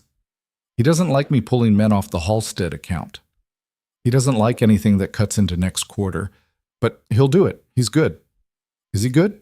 Victor hesitated, just for a second. He's good enough. Victor? He's good at his job, Roman. He's loyal. 15 years. You know him? I know him. He's solid. But he's one of my 2 guesses. That's all I'll say. If it's him, I'll know by the weekend. If it's him, I'll handle it. Roman looked at Victor for a long moment. He nodded. Okay. Boss, I need to say something else. Say it. This plan, this lake, this 6 to 8 weeks, we hunker down. I coordinate the war from here. I don't like it. It's too long. It's too contained. Dragov knows we disappeared last night. Dragov is a patient man, but he is not an infinitely patient man. If we sit up here for 6 weeks, he is going to find us. I don't know how. I don't know when, but he will. And when he does, we will be cornered with a 5-year-old in this house, and I will not be able to get her out. Victor, let me finish. Okay, What I want us to do is move. Every week. Different place, different state. I've got 4 safe houses set up and I can set up 4 more in a week. Arya is young enough that she can think of it as a vacation. Elena is smart enough to make her think that. We keep moving. We keep him guessing. We take the fight to him instead of waiting for him to come to us. You meet him on your terms, not on ours. That's how we win this. Sitting on a dock waiting for a sniper is not how we win this. Roman listened. He drank his coffee. He thought.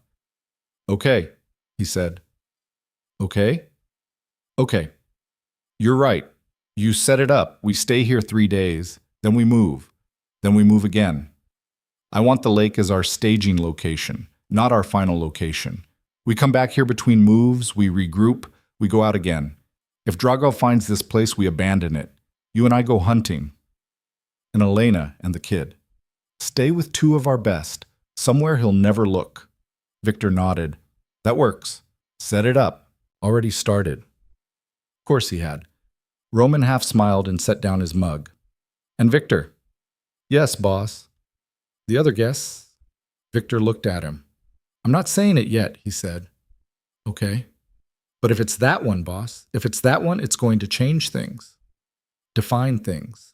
It's going to change who we trust. It's going to change the shape of this. You should prepare for the possibility that somebody you have known for a long time has been selling you slowly. Not all at once, over years, a piece at a time.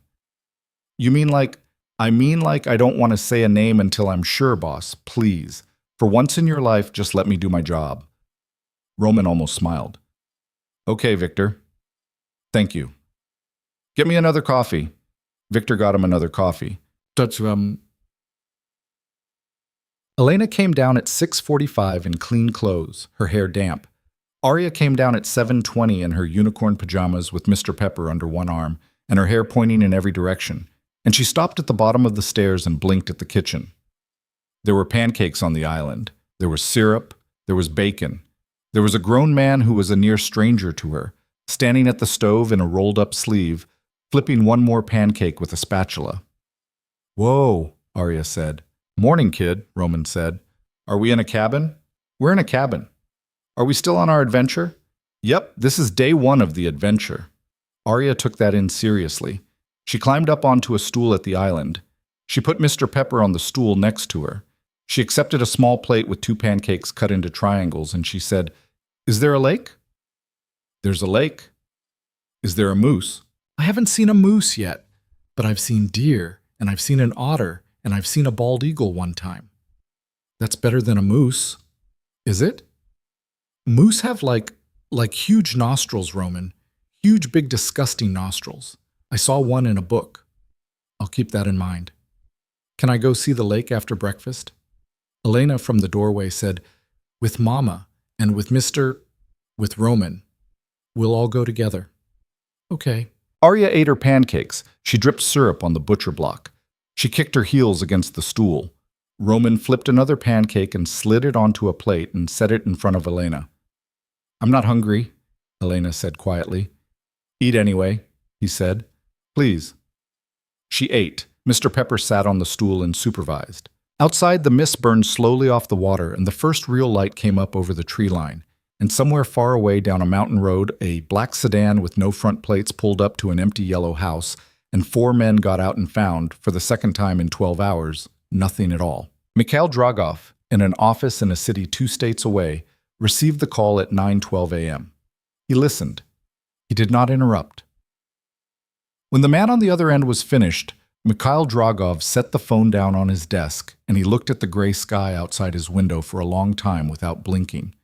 Then he picked up the phone again, and he made a call of his own, to a number that rang inside Roman Varek's organization, a number he had been quietly calling for 4 years. The phone that rang inside Roman Varek's organization rang on the belt of a man named Danil Petrov in a corner office on the 28th floor of the Varek Tower on a gray morning in Blackwater City. Petrov did not answer it in the office. He stood up, closed his laptop, told his secretary he was going down to the parking garage to make a call, and took the service elevator to level P3, where there were no cameras because the cameras on P3 had been broken for 18 months and nobody had ever gotten around to fixing them. That had been Petrov's idea. 2 years ago. It had not at the time felt like the beginning of anything. In the dim concrete between his Mercedes and a support column, Petrov answered. Da. You have a problem, Daniil. Petrov closed his eyes. I know I have a problem. Your problem ran last night with his wife and with a child I did not know existed. I didn't know either. You didn't know. Mikhail, I swear to you, on my mother's grave, there was no child in any file. There was nothing. Victor kept it somewhere I couldn't reach. And yet here we are. Here we are. There was a long silence. Somewhere on P3, a car alarm went off and then shut up. Petrov could hear the other man breathing. Mikhail Dragov had a particular way of breathing on phones. Slow, thoughtful, audible, like he wanted you to know he was still there and still deciding. Daniil. Yes. I have been patient with you. I know. 4 years of patience, 4 years of a little here, a little there, shipping schedules, informant list, bank routing. You have been a very profitable friend, and I have been very quiet about it. I have not asked you for things that would get you killed. Yes? Yes. Today I am going to ask you for something that will get you killed if you do it wrong. Petrov did not answer. His mouth had gone dry. I need the lake house, Mikhail said. I don't know where the lake house is. Then you have until sundown tomorrow to find out. Mikhail, sundown. Tomorrow. Or I send an envelope to Viktor Kozlov with 4 years of receipts and let him explain them to your boss. Are we clear? We're clear. Good. The line went dead. Petrov stood in the garage for a long moment with the phone still pressed to his ear. He had a wife in Sheepshead Bay. He had a son at Fordham. He had a 10-year-old daughter who had just gotten braces and was, in his wallet, smiling with a mouthful of silver. He was 44 years old, and he had not, until this moment, fully understood that there was no more shallow end to the thing he had walked into 4 years ago. Every step from here was deep water. He put the phone in his pocket. He went upstairs. He smiled at his secretary. He asked her to please bring him a coffee. No sugar, thank you, Irina. Then he sat down at his desk and he began, very carefully, to make a short list of people inside the organization who would know where Roman Varek went when he needed to be somewhere quiet. At the lake, it was almost 10 in the morning. Arya had changed out of her pajamas and into leggings and a sweatshirt that said Cedar Hollow Summer Camp, 2024 in flaking iron-on letters. And she was down at the edge of the dock in a pair of rubber boots she had found in the mudroom that were about 5 sizes too big, throwing pebbles into the lake. Each pebble produced a satisfying plunk. Each plunk produced from Arya a small approving noise, like a scientist confirming a theory. Elena sat on the end of the dock with her knees pulled up and her coffee warming her hands. The mist had burned off. The sun was out. The water was so still you could see every pine tree on the opposite shore, doubled and silver. It was so beautiful it was almost obscene, and Elena was having a hard time looking at it. Roman came down the gravel path behind her. She heard him before she saw him. He sat down a careful 3 feet away, his own mug in his hand, and he did not say anything for a while. I showed Victor the safe, he said finally. He'll walk you through it after lunch. It's in the pantry, behind the canned tomatoes. 3-digit code. Your birthday. She looked at him. You set my birthday as the code to the gun safe in your private lake house. I set it 11 years ago. Oh. He shrugged slightly. I don't know why. I just did. She turned her face back out to the water. Plunk, Arya announced from the other end of the dock. A pebble sailed, missed the water, hit a rock, ricocheted, and hit the water. That counts. That counts, baby. Mr. Pepper says it counts. Mr. Pepper is a very wise rabbit. Roman laughed quietly. Elena glanced at him again. He was watching Arya with an expression she could not read and did not want to read. Not because it was foreign, but because it wasn't. She had seen that look before. She had seen it on his face the day she'd told him she wanted to get a dog, years ago, and he had said, okay, and 2 days later there had been a rescued German shepherd in their kitchen with a red bow on its collar.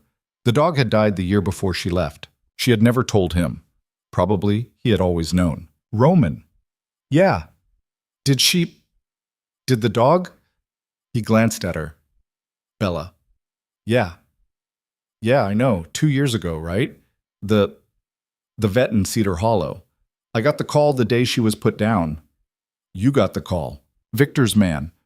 We we had it wired that anything involving you, medical bills, 911, anything came to me within an hour.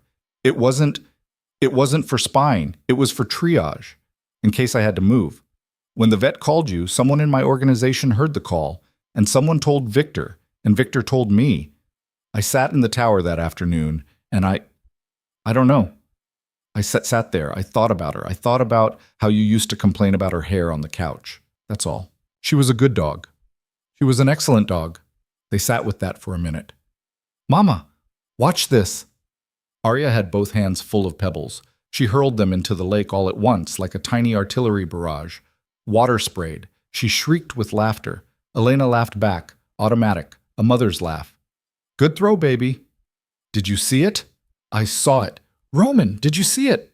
I saw it, kid. That was a good one. Mr. Pepper didn't see it. He was looking at a bug. Tell him to pay attention next time. I can't tell him. He's a rabbit. Oh, right. Sorry. It's okay. She went back to her pebbles. For a moment there on the dock, Elena felt something she had not felt in 6 years. Not happiness exactly. Something quieter. A kind of horrible rightness.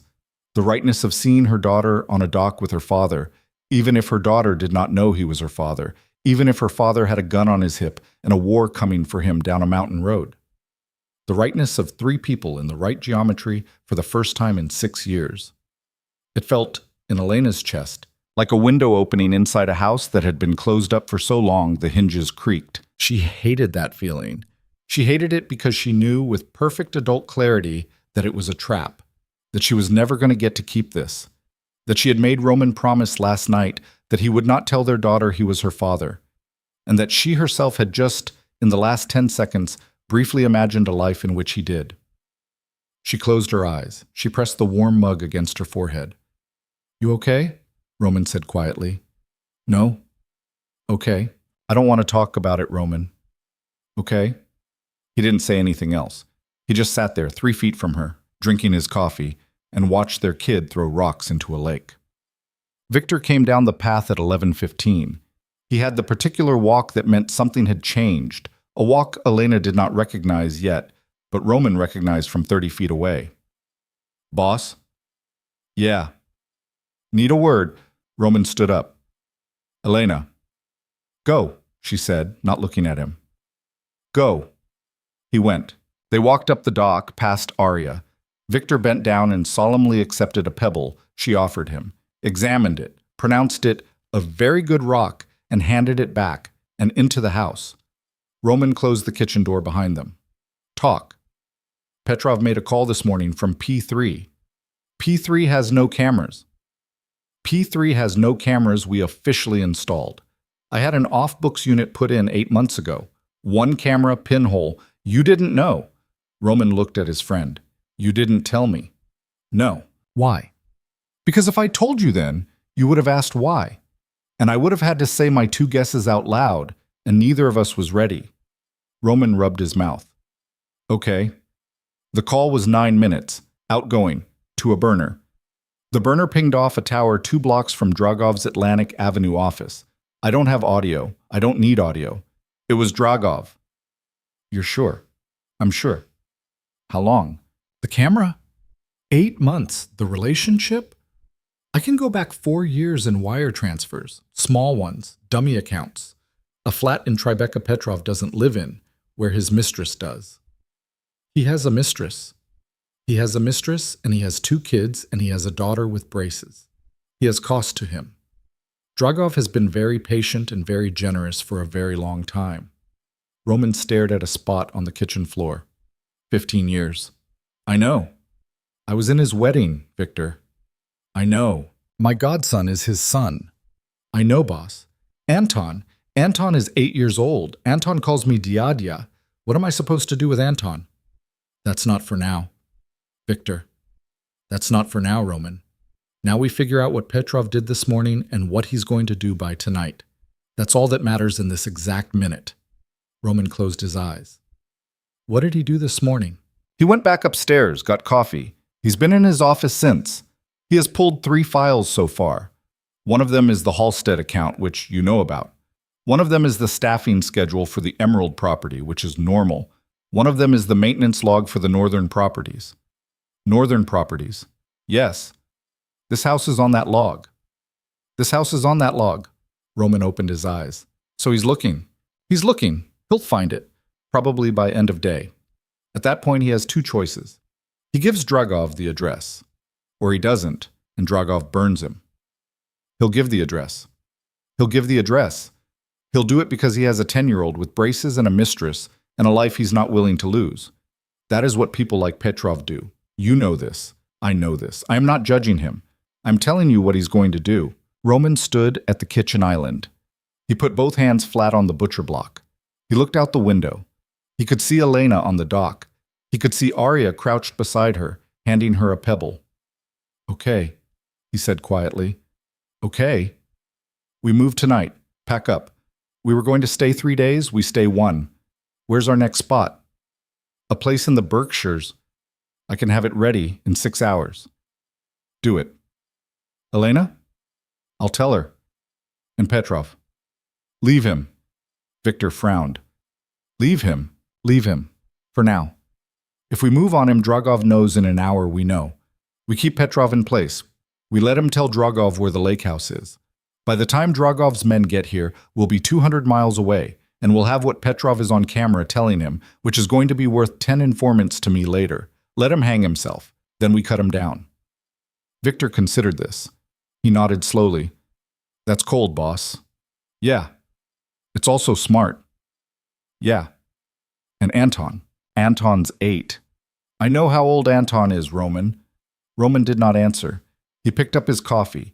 He drank the last of it. He set the mug in the sink, carefully, exactly centered, because if he did not do something exact with his hands right now, he was going to break something. I'm not his father, Victor, he said without turning around. I can't raise him. I can't take him into this house. I can't make him my kid. I have a kid. She's on that dock. That's my kid. I know, but I'll make sure he and his mother are taken care of. After, quietly. Understood.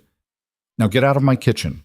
I have to go tell the mother of my child that we're leaving the only peaceful morning she's had in 6 years. Victor went. Roman stood alone in the kitchen for a long moment. Then he walked out, down the gravel path and down the dock, and he crouched beside Elena with his hands on his knees, and he said quietly, so Arya would not hear, "We have to move tonight." Elena went very still. Tonight. Tonight. After dark. Victor's arranging it now. Roman. The city. There's a leak. I can't say more yet.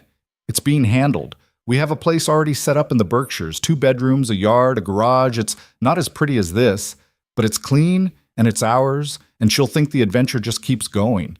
Elena looked down at Arya, at her daughter squatting happily in rubber boots, humming something under her breath, her hair sticking out from under a borrowed ball cap. I hate you, Elena said very softly. I know. I hated you yesterday, and I hate you today, and I'm probably going to hate you tomorrow. I know. I want you to know that. I do. I know it. She nodded. She pressed her hand against her mouth for a second. Okay, she said. Tonight. Thank you, Elena. Go away, Roman. He went. Elena sat on the dock with her daughter, and she finished her coffee, which had gone cold, and she watched a dragonfly land on her knee and fly away again, and she did not cry, and she did not cry, and she did not cry. Bolsheb. They left the lake at 8:40 p.m. Arya was asleep in the back seat by the time they hit the interstate. Elena was in the front this time. Roman had asked, quietly, if she would rather sit up front, and she had said yes without looking at him. Victor drove. There was a second SUV behind them with 2 of Roman's men, both of whom Elena had been introduced to briefly at the house. A man named Myron, who was built like a refrigerator and had extraordinarily gentle eyes, and a younger man named Dmitri who had not spoken above a whisper, and who Roman had quietly informed her later, had been in the special forces of a country whose name she should probably not repeat. Both of them, Roman had said, would die for her and Arya. She had believed him. She had not decided yet whether that made her feel safer. The drive to the Berkshires took 5.5 hours. For the first hour, nobody spoke. Victor had the radio off. The road hummed under the tires. Every so often, a pair of headlights came up the other side of the divide and passed them in a long white wash. Elena watched them pass, and she thought, with a kind of distant wonder, that each pair of headlights had a whole life behind the wheel of it. Somebody going home, somebody leaving someone, somebody not yet understanding what the day had cost them. She had joined those people 6 years ago under a set of headlights exactly like these on a night exactly like this one. She was still one of them. She was always going to be one of them. Elena. She looked over. Roman was looking at his phone. His face in the blue light was unreadable. I need to tell you something. Okay. It's about how Dragov found you. She waited. It was someone inside my organization, Roman said quietly. A lieutenant, Petrov. 15 years with me. I was in his wedding. He has a son. I'm the son's godfather. Jesus. Yeah. And for 4 years, a little at a time, shipping, informants, bank stuff. He told Dragov you existed, the fact of you, not where. Victor and I kept the where hidden even from our own people. But once Dragov had the fact of you, he put Orlov on the where, and that's what took 6 months. Elena stared straight ahead at the road. 6 years, she said. For 6 years I thought I'd made some mistake. I checked into the wrong hospital once. 18 months in, Arya had an ear infection. I took her in under a name I hadn't used before. I was so careful, but I kept thinking, what if I missed a form? What if I checked a wrong box? What if I did this? You didn't. I know now. Elena, you didn't do anything. You were perfect. For 6 years you were perfect. It was always going to be him, or somebody like him. Someone inside your house. Yes. Your house was never safe, Roman. He didn't answer. Your house was never safe, she said again, quieter. You built a house out of men you could not trust, and you put your wife in it, and you thought the walls were the walls. The walls weren't the walls. The men were the walls. Elena, I know. I know you know. I'm not trying to make you feel bad. You are. A little. It's fine. A little. Yeah. She let out a breath. She rested her head against the cold glass of the window. Outside, a green sign with white letters slid past. Massachusetts, 74 miles. What are you going to do to him? She said. I'm not going to do anything yet. Right now he's more useful to me alive and lying to Dragov than he would be dead. Once the line stops being useful, I'll handle it. Handle. Elena. Don't say handle, Roman. You mean you're going to kill him. Say you're going to kill him. I'm going to kill him. Thank you. You're welcome. She almost laughed. She almost laughed.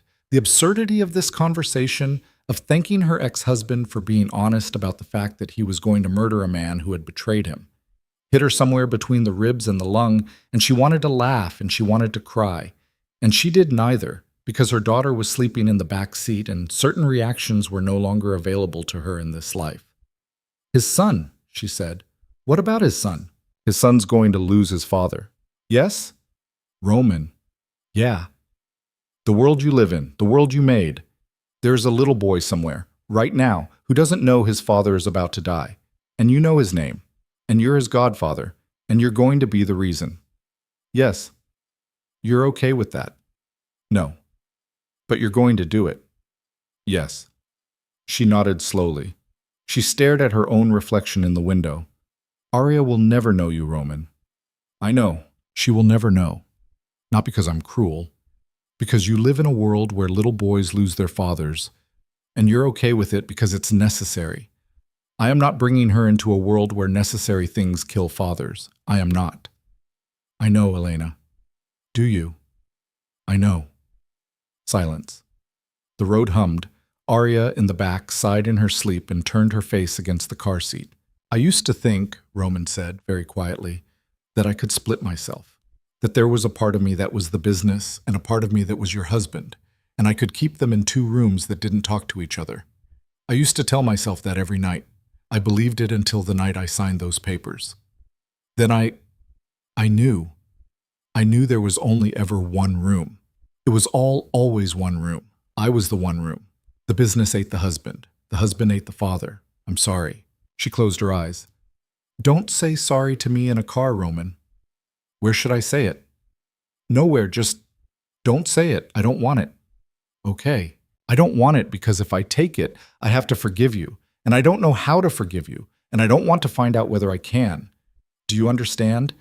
This is a thing I am protecting.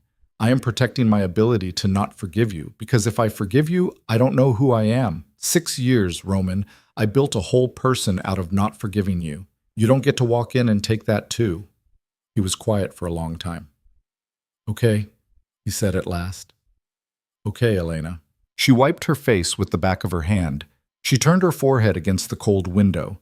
She did not look at him for the rest of the drive.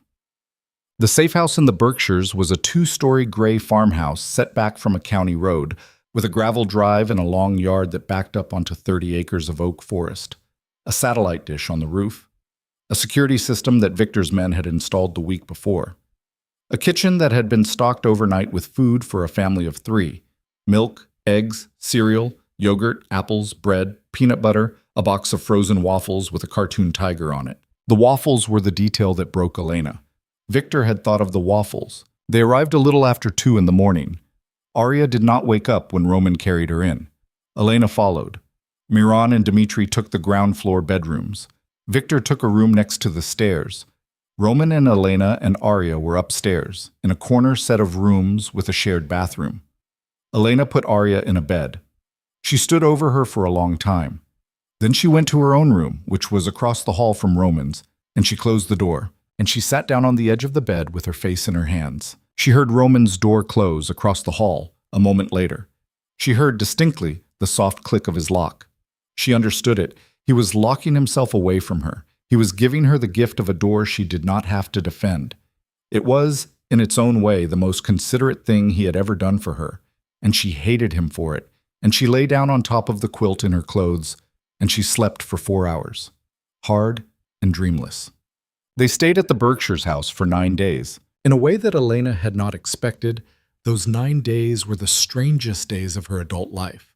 Not because they were bad, but because, in small, unwilling pieces, they were good. Arya loved the house. She loved the big yard. She loved the oak forest, which Victor let her wander in for short supervised hours, always with Myron walking behind her at a respectful distance, pretending not to be a bodyguard. She loved the cartoon tiger waffles. She loved especially that there was a basket in the living room full of mismatched art supplies, crayons, construction paper, safety scissors, that Victor had picked up at a Walmart 2 counties over. She drew pictures at the kitchen island every morning, and she gave one to each adult in the house as a solemn formal gift. She gave Victor a picture of a house. She gave Myron a picture of a bear. She gave Dmitri a picture of a fish. She gave Roman, on the 3rd day, a picture of 3 people holding hands under a big yellow sun. Who are they? Roman asked. That's me, that's Mama, that's you. He swallowed. That's nice, kid. I drew you taller because you are taller. Accurate. Do you like it? I love it. You can put it on your wall. I will. He put it on his wall. On the wall of the bedroom he locked at night so he would not do anything stupid.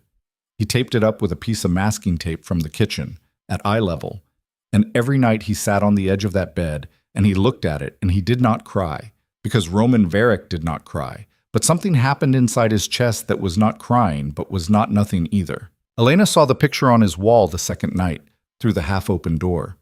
She stood in the hall in her bare feet for a full minute looking at it. Then she went into her own room and closed her own door and did not sleep for a long time. On the 6th day, she found him in the kitchen at 3 in the morning. She had come down for water.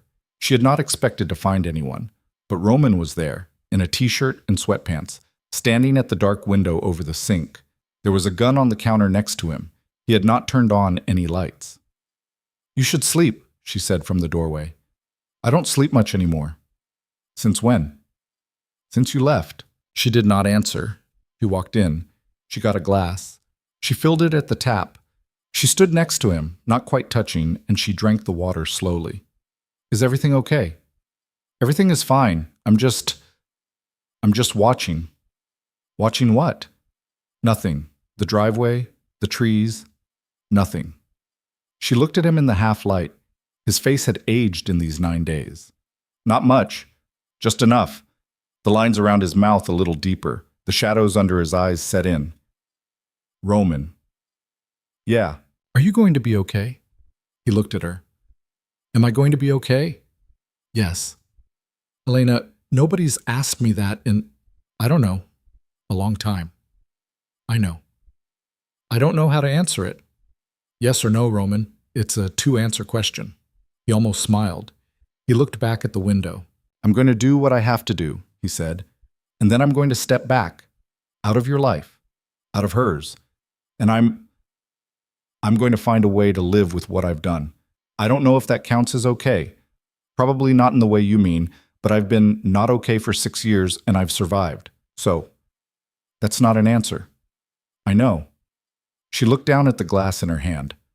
I want you to try, she said quietly. Try what? To be okay. After.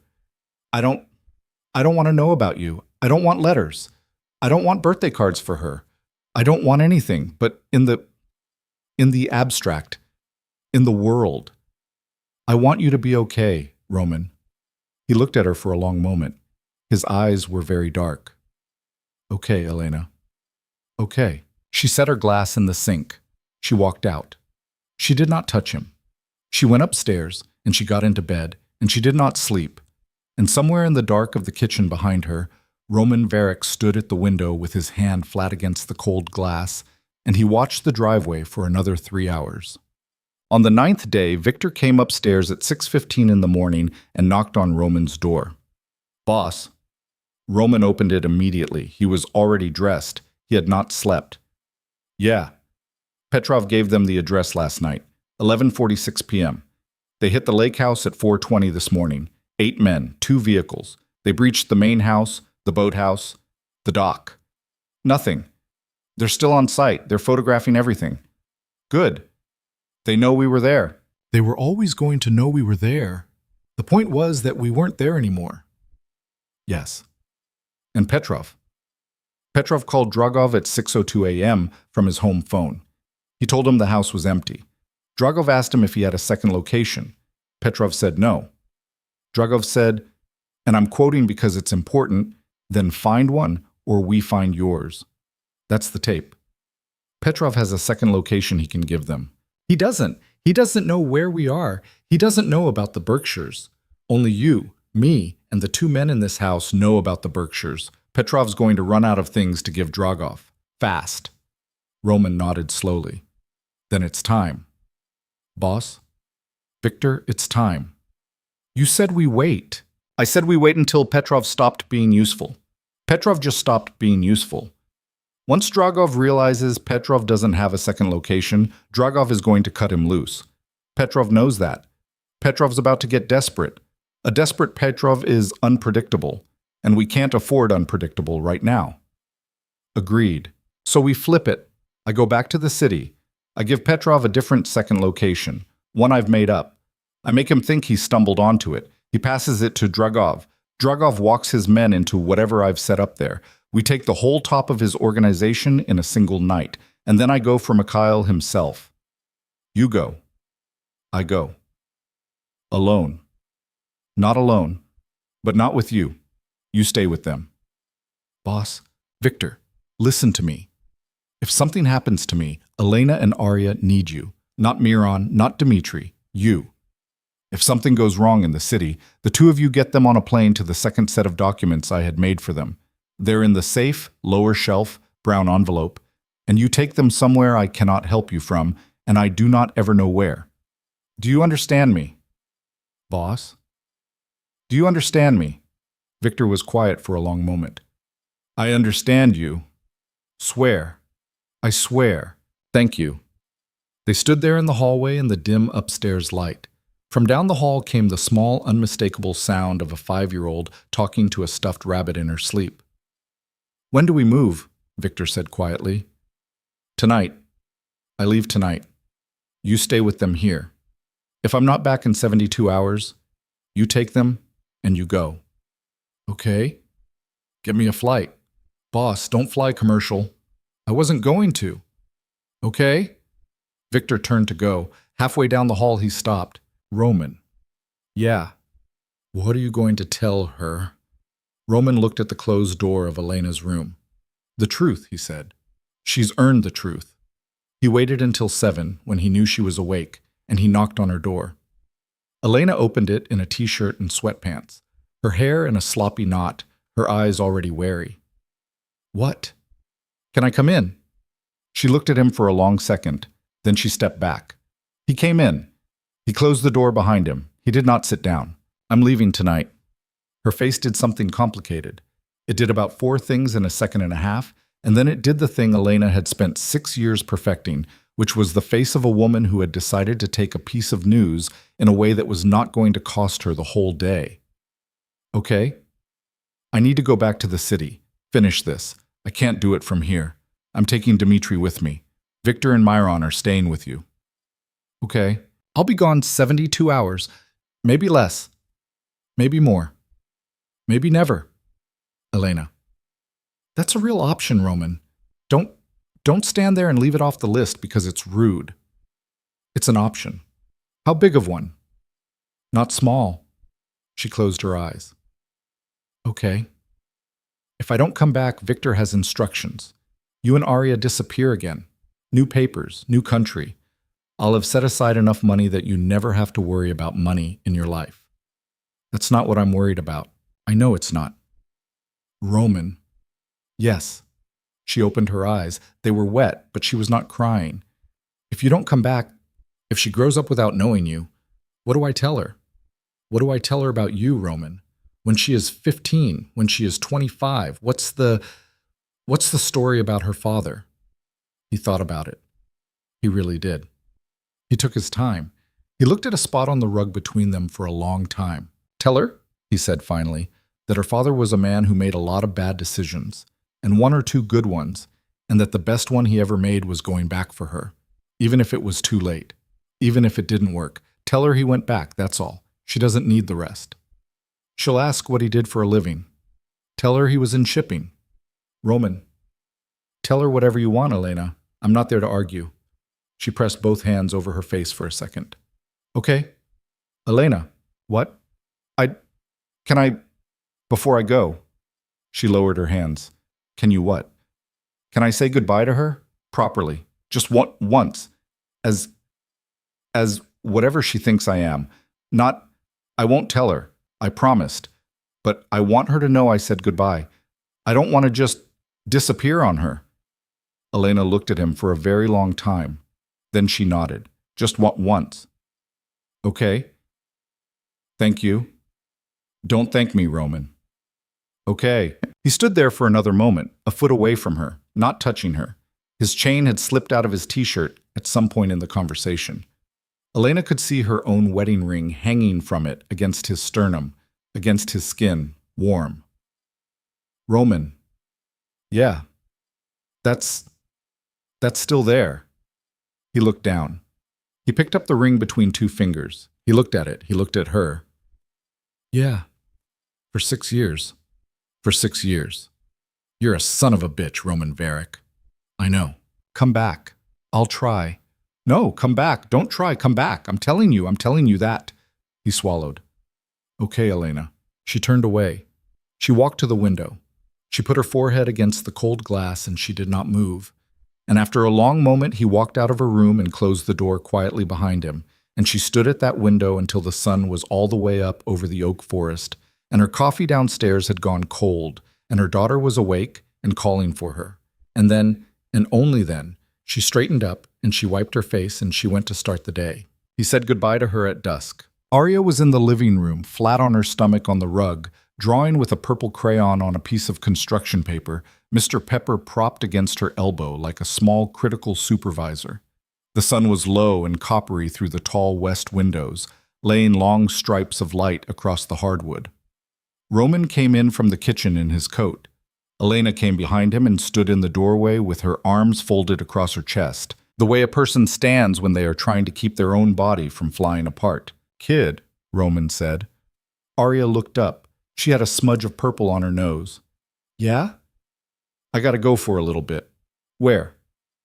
Work thing. Back in the city. For how long? Couple of days, maybe 3. Are you coming back? He didn't answer right away.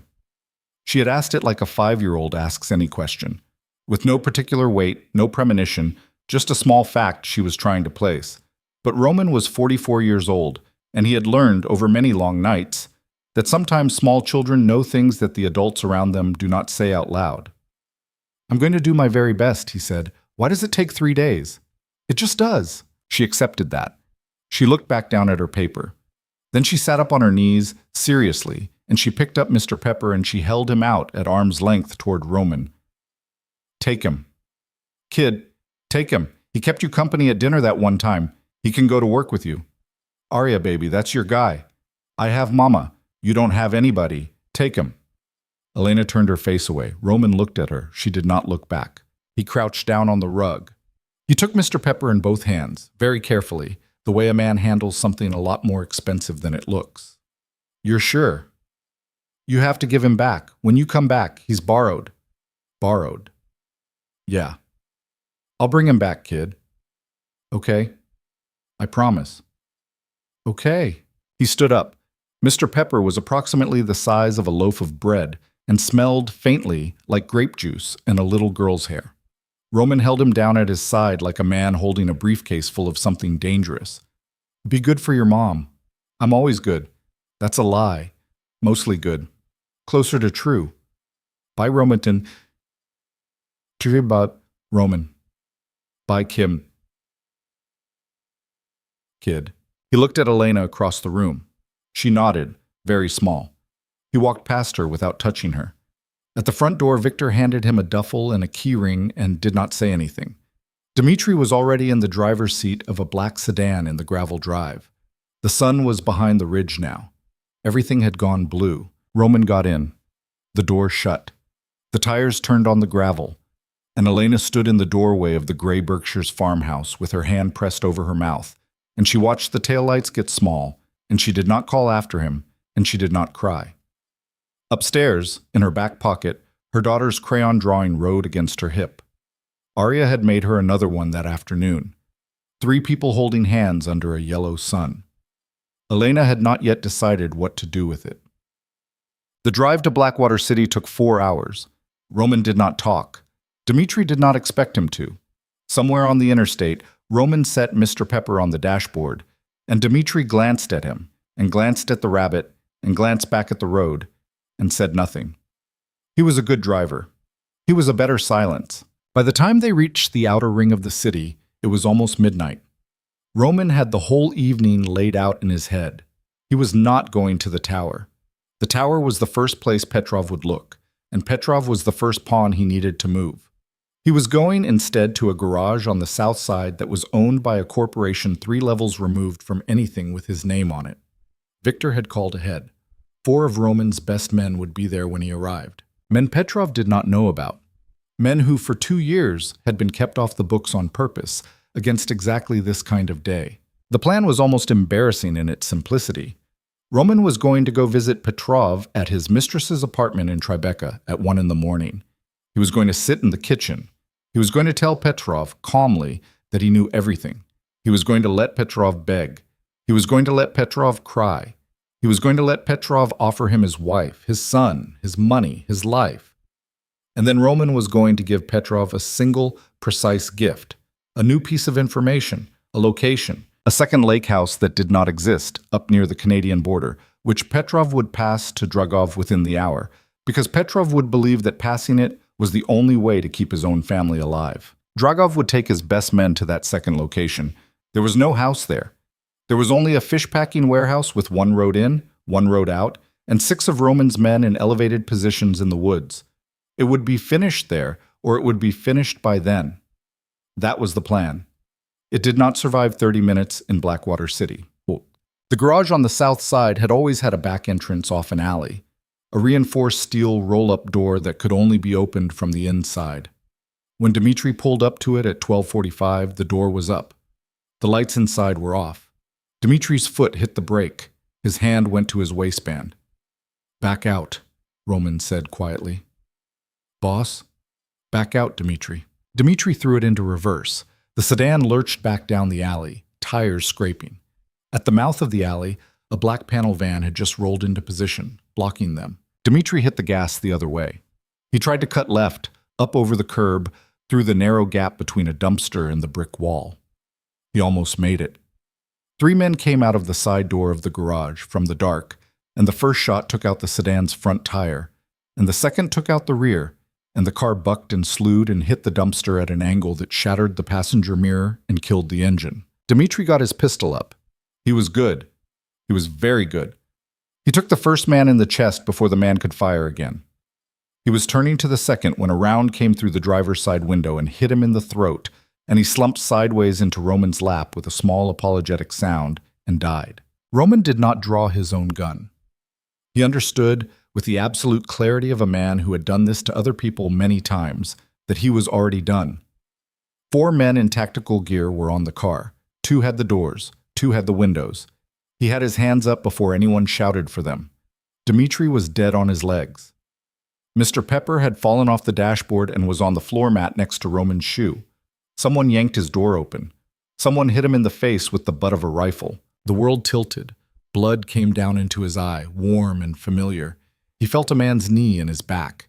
He felt zip ties around his wrists, tight enough to cut. He felt the particular stale polyester of a black hood being pulled down over his head. Easy, a voice said, close to his ear. Russian accent, patient, pleased. Easy, Mr. Varek.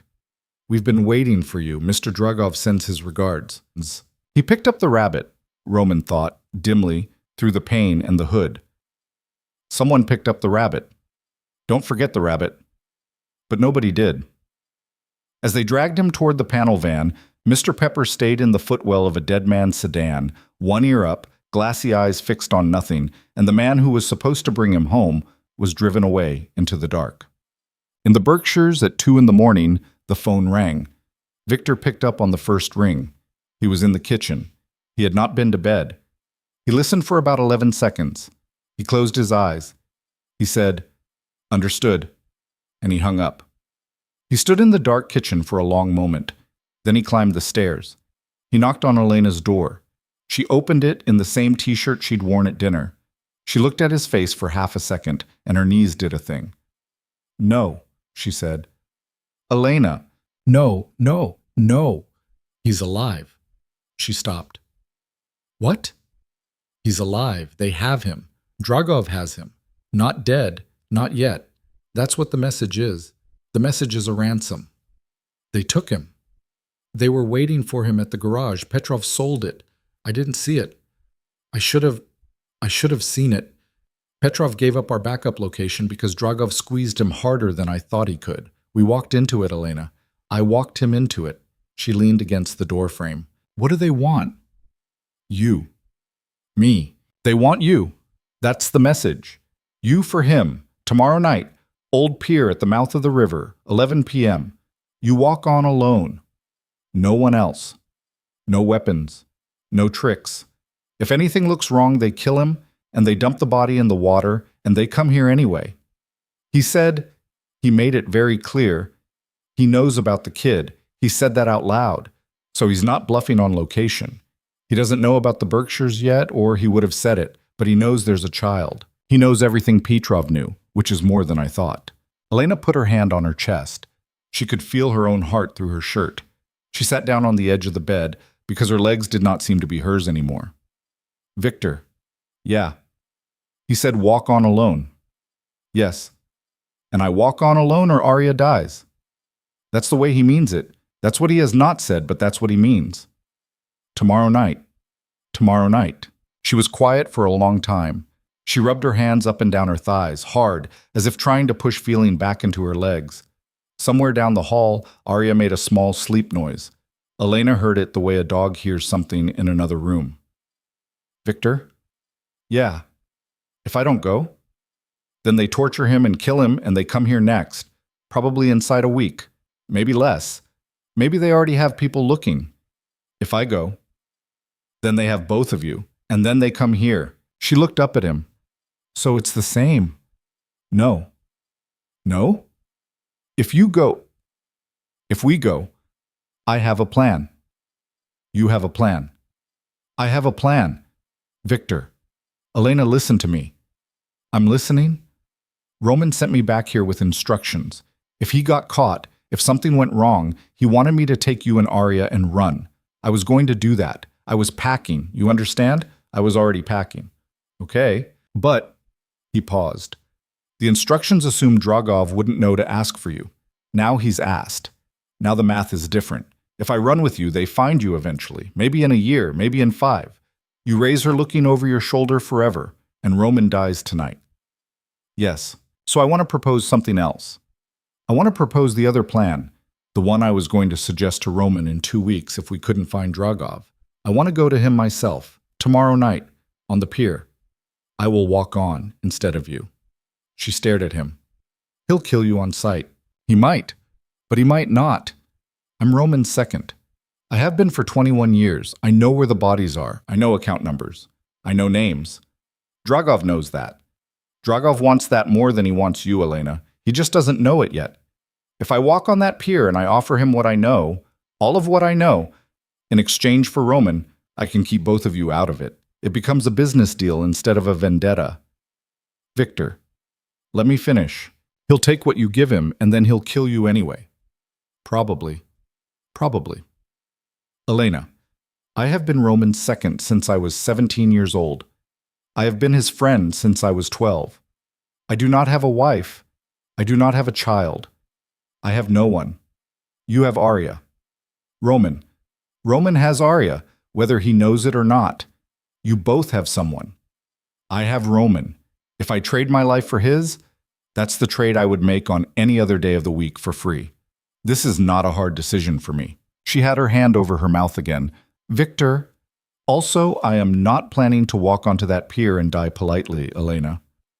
I am planning to walk onto that pier with Myron a mile off, and 2 men you have not met on a rooftop with rifles, and I am planning to get Roman off that pier alive. And if I also get off it, great. If not, Myron drives you and Arya to an airfield I have already arranged, and the rest is in an envelope in the upstairs safe. She put both hands over her face. This is insane. Yes. This is something men come up with at 3 a.m. in kitchens. Yes. Victor, I can't let you take it. You can't stop me, Elena. I am telling you, out of courtesy. She lowered her hands. She looked at him. You don't take orders from me. No. But you're telling me. Out of courtesy. Because of Roman. Because of Roman. She was quiet for a long time. The whole house was quiet. The refrigerator cycled on downstairs and cycled off again. Somewhere outside, an owl called once and shut up. Victor, yeah, I'm coming. Elena, I'm coming. Not onto the pier. I hear you on the pier, but I'm coming to the city. I'm going to be in a car 3 blocks away with Myron and a phone and a gun, and if it goes wrong, I'm going to do whatever Roman would do in that situation, which is whatever it takes. You don't do this alone. We do this together. Or I sit here and wait to find out on a phone whether I'm a widow for the second time, and I am not doing that again.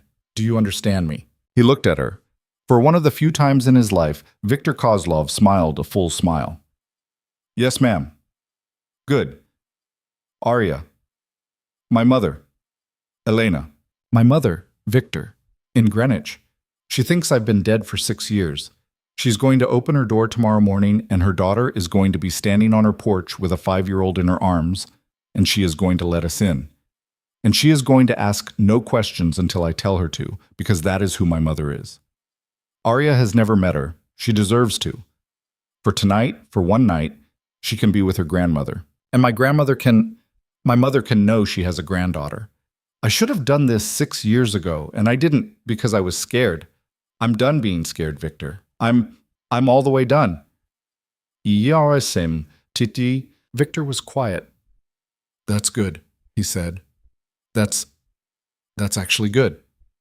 I know. Okay. Pack her up. We leave at 6. Myron drives you to Greenwich. I meet you in the city at 4 tomorrow afternoon. We coordinate from there. Okay. Elena, Yeah. He's alive. Hold on to that. Victor. Yeah. He better stay that way. She closed the door. Roman woke up somewhere cold. He was on a concrete floor. His hands were still bound, his face still swollen, blood dried down one side of his jaw. The hood was off. He was in a large empty room, a warehouse by the smell, brine and diesel and old fish. And there was one bare bulb hanging over him in a folding chair across from him that was, for the moment, empty. He inventoried himself. Left ankle sprained, maybe? 2 ribs cracked, probably. A cut over his eye that had stopped bleeding. Nothing broken, nothing mortal. Yet. He thought, Elena, Arya, Victor, please keep them away. Please, Victor, for the love of... keep them away. The side door opened. A man walked in. Mikhail Dragov was shorter than Roman had imagined. He was bald. He wore a plain gray cardigan.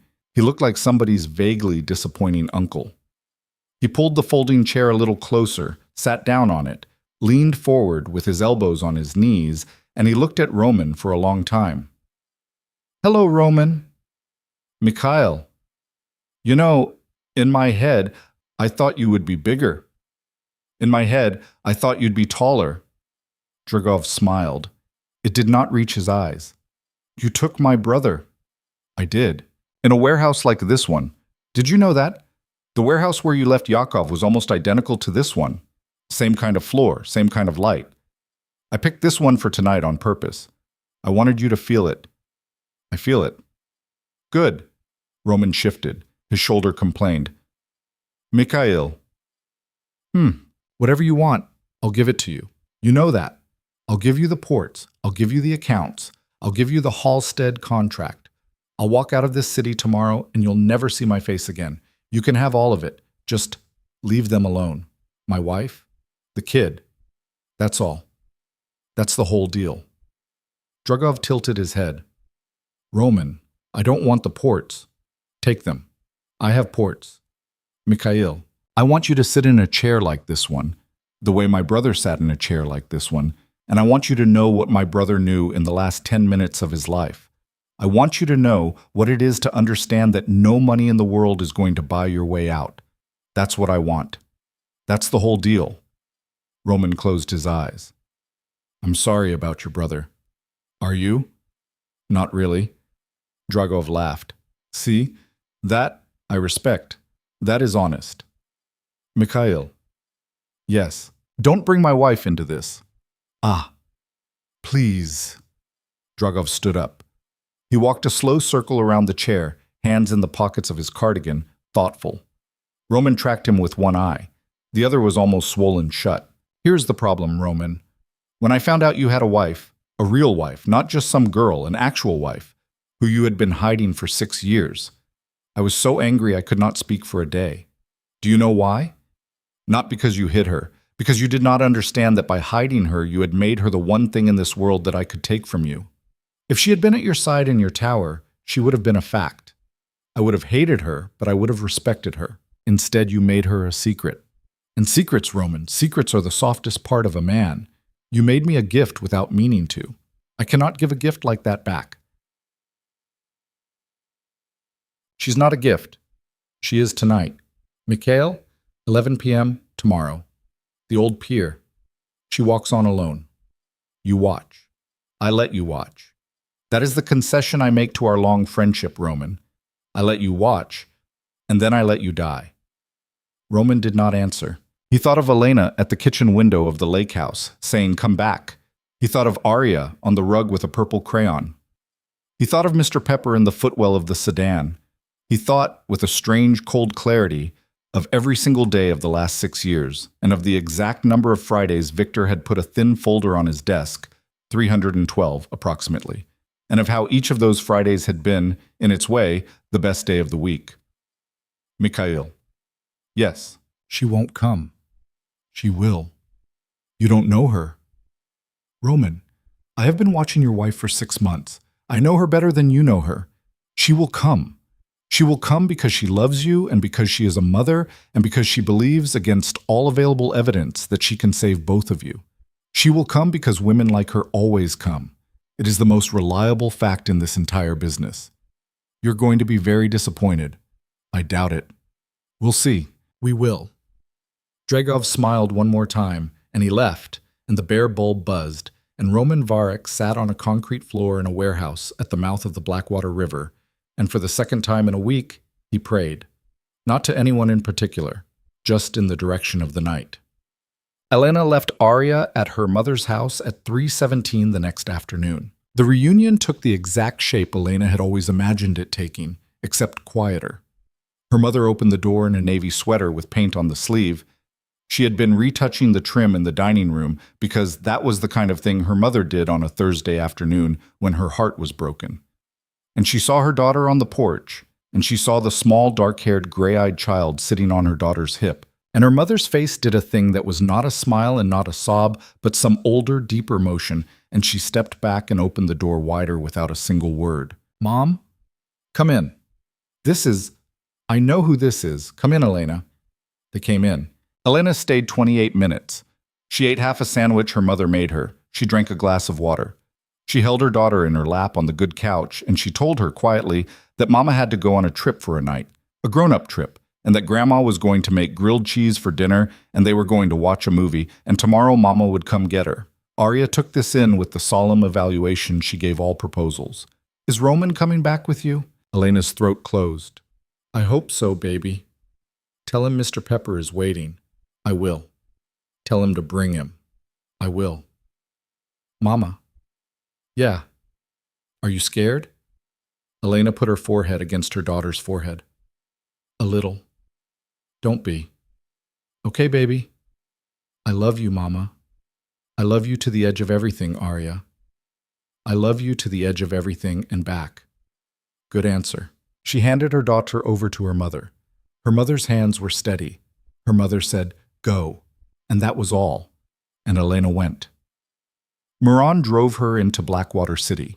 She watched the skyline get taller through the windshield, and she thought of a kitchen in a Victorian brownstone 6 years ago, and of a pen she had not held, and a man she had not stopped loving, and of a daughter she would die in the next 8 hours, if that was the trade, to keep. At 10:54 p.m., Viktor Kozlov stepped onto the old pier at the mouth of the Blackwater River. He was alone. He was unarmed, or appeared to be. He was wearing a dark overcoat and no hat. His hands were at his sides, visible. A cold salt wind was coming up off the water. The pier creaked under his shoes. 40 yards out, under a floodlight on a rusted pole, Mikhail Dragov stood with 3 men. One of the 3 men had a gun pressed to the side of Roman Varek's head. Roman was on his knees on the wood. His hands were bound behind him. One eye was swollen shut. He was still alive. Dragov watched Viktor walk the length of the pier and did not speak until Viktor was 10 yards away. Then he held up one hand. Stop. Viktor stopped. Who are you? Viktor Kozlov. Where's the wife? The wife is not coming. A long silence. Even Roman on his knees looked up slowly. Viktor, Dragov said carefully. I know you. I know you. I have known you for 20 years. Where is the wife? She's in a car 3 blocks from here with a man you cannot find, and the 2 of them are looking at the same live feed I'm looking at on this earpiece. She will not be coming onto this pier tonight, Mikhail. I am making you a better offer. A better offer. Me. My 31 years of knowing this organization. Every number, every name, every dollar, in exchange for him. Dragov laughed, once, sharp. Viktor, you understand I can simply shoot him, and then I can shoot you, and then I can go get the wife. You can shoot him. You can shoot me. You cannot get the wife. I cannot get the wife. If anything goes wrong on this pier, in the next 90 seconds, the feed cuts, the men in the car drive, and in 6 hours the wife and the child are on a plane to a country that does not extradite. You will never see either one of them. Neither will I. Neither will he. Viktor tipped his head toward Roman without looking at him. I have arranged it that way on purpose. Killing us is free. It is also pointless. The vendetta ends tonight on this pier, Mikhail, one way or the other. Dragov stared at him. And if I take the deal? If you take the deal, Roman walks off this pier with me tonight, and I walk onto a boat tomorrow morning, and you have my files and my accounts and enough of Roman's operation to have finally won your war. The widow and the child disappear, and you stop looking for them. That is the whole deal. Where does Roman go? Somewhere without a phone, somewhere without power. He is done, Mikhail. You have already beaten him. He has nothing left to fight you with. You take me, and he walks off into a small, quiet life that is not yours to touch anymore. That is the trade. You get the man who mattered, and the world gets a ghost. Dragov tilted his head. He looked at Roman. Roman, is this accurate? Roman, on his knees, lifted his head. His mouth was thick with blood. He was staring at Victor. He had tears on his face for the first time Victor had seen in 21 years. Victor, Roman said. Victor, don't do this. Shut up, boss. Victor. I said shut up, boss. Victor, please. Mikhail, Victor said without turning his head. Do we have a deal? You need to answer me in the next 10 seconds, because that is when my people behind you decide whether this ends with the deal or without it. Dragov's eyes flicked. Behind me. Behind you. 2 snipers, one on the crane, one on the warehouse roof. Both of them have been on your men for 11 minutes. 10 seconds, Mikhail. Dragov's face did not move. He was a man used to counting. He looked once, very slowly, over his shoulder, at the dark shapes of the crane and the warehouse roof, and he did not see anything, which in the end told him everything. Take the deal, Mikhail, Victor said quietly. And if I don't, then a lot of people die on this pier in the next 5 seconds. And the only one of them who matters to me walks off anyway, because the only way I am not walking him off this pier is if I am dead on these boards. I am at peace with that. Are you at peace with that? A beat, 2. Cut him loose, Dragov said. The man with the gun hesitated. Cut him loose, Dragov said again, sharper. The man crouched down. He cut the zip ties. Roman slumped forward onto his hands, gasping. Victor walked forward. He did not look at Dragov. He walked straight past him, and he bent, and he got his arm under Roman's armpit, and he got Roman up on his feet. Boss? Victor, walk. Victor, what are you doing? Walking you off this pier. You can't. I can. Walk. 1 foot, now the other. Good. They walked. Roman was leaning on him heavily. They moved back toward the shore in a slow, sideways shuffle. Dragov stood where he was, watching them go, his hand loose at his side. At 10 yards from the end of the pier, Victor stopped. He turned his head slightly. He spoke into the collar of his coat. Now! The shot came from the crane. It was 1 shot, just the one. It took Mikhail Dragov in the back of the neck at a downward angle, and he was dead before he hit the pier, and the 3 men with him had a 1/4 second of indecision that was a 1/4 second too long. The second shot came from the warehouse roof. The third from somewhere Victor did not even know about. Myron had apparently negotiated an additional position without telling him, and in under 4 seconds, every armed man on that pier was on his face, and there was no sound at all except the water slapping the pilings. Roman made a small, ragged sound against Victor's shoulder. Victor. We go. Victor, you were actually going to... I was going to do whatever got you off this pier, boss, including the thing I said. Walk. We're walking. You son of a bitch. I know. You son of a bitch. I know, boss. Walk. They walked.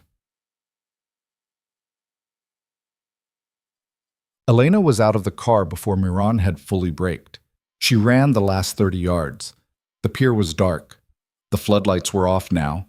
Victor had cut them from somebody's breaker box on the way out, and there was just the gray wash of the street lamp above the parking lot, and she was running in a wool coat and sneakers and not breathing, and she saw a dark shape limping toward her with another dark shape holding him up, and she could not tell yet which was which, and then she could. She stopped about 6 feet away.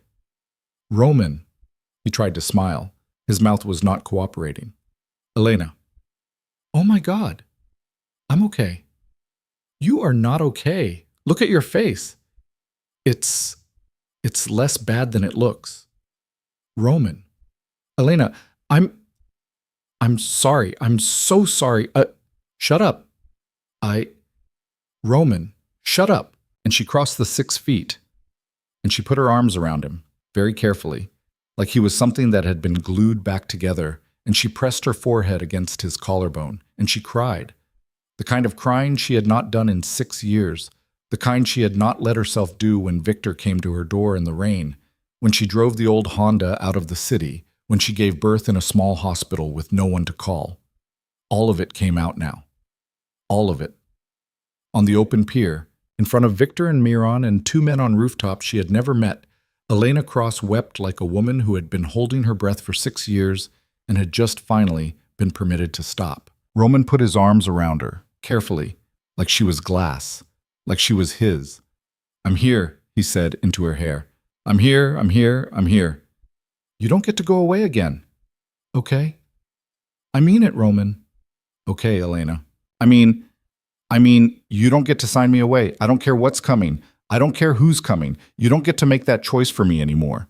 You want out, you tell me, and we make it together. You are not allowed to be brave at me.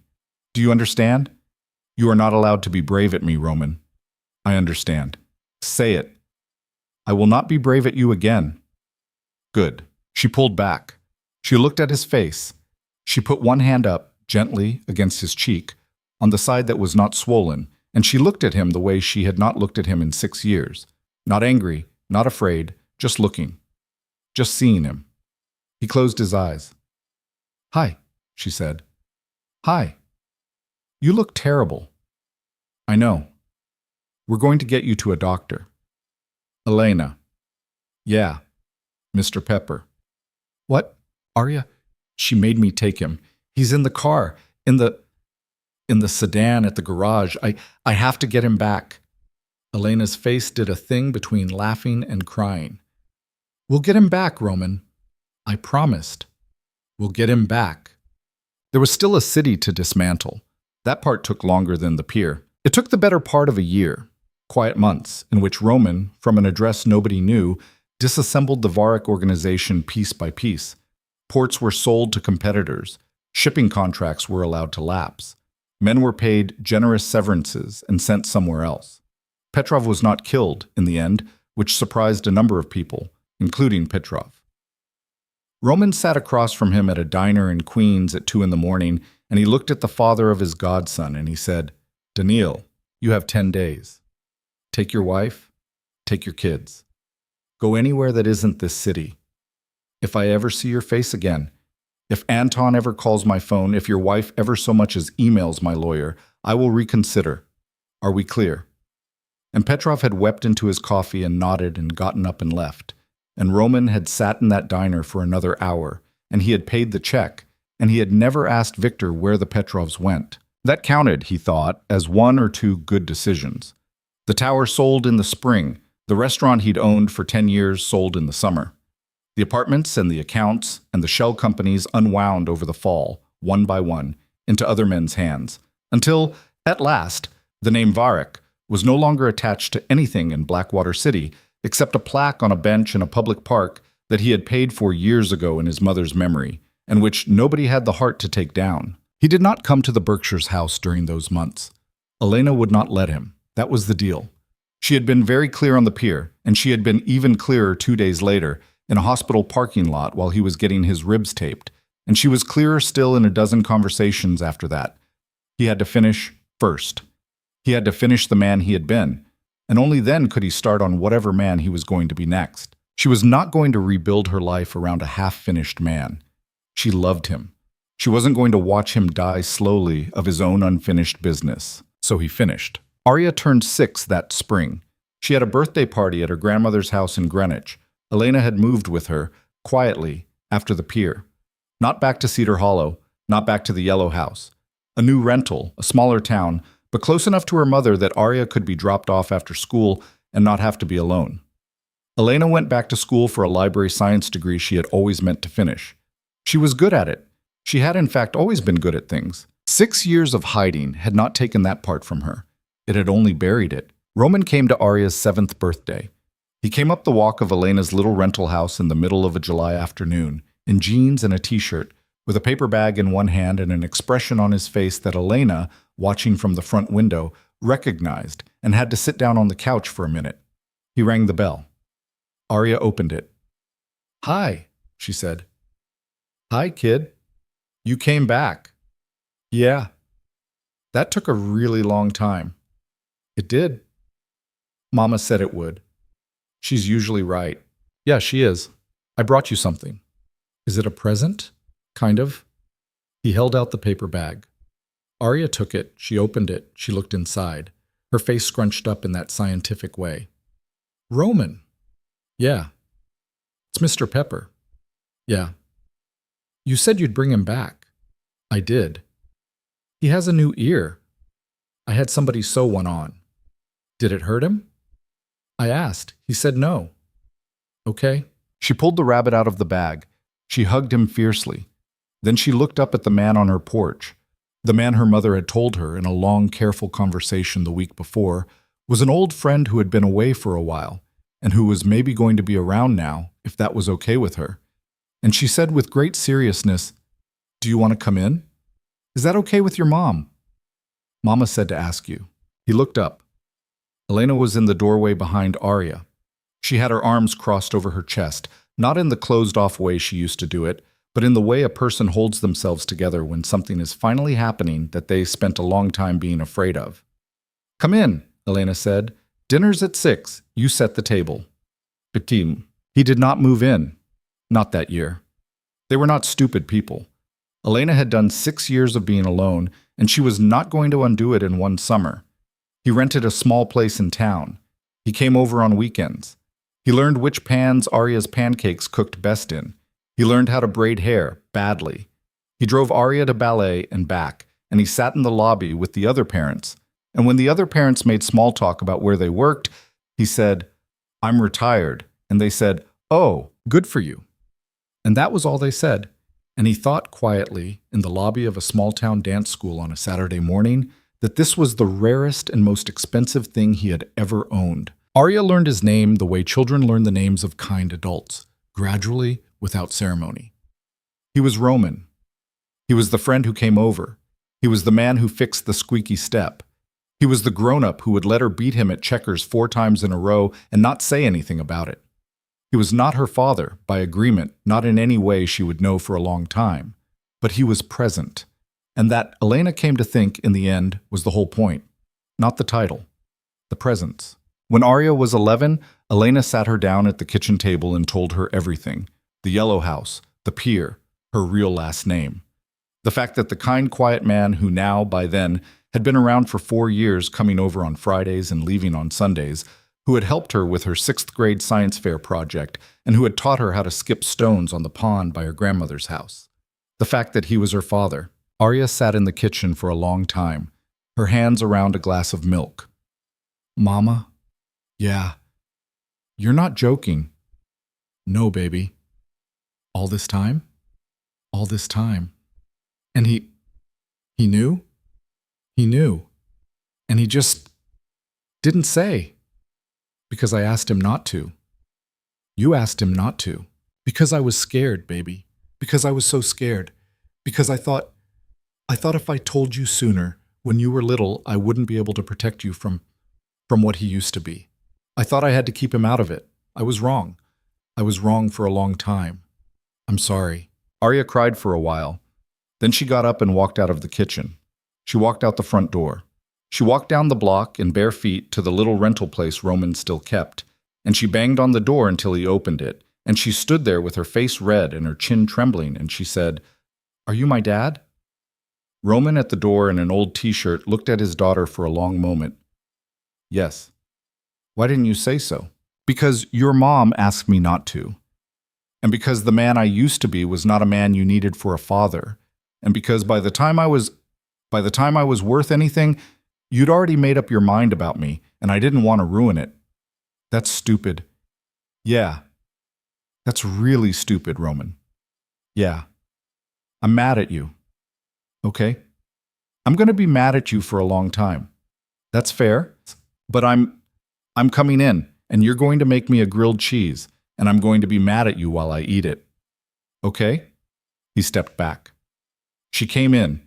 He made her a grilled cheese.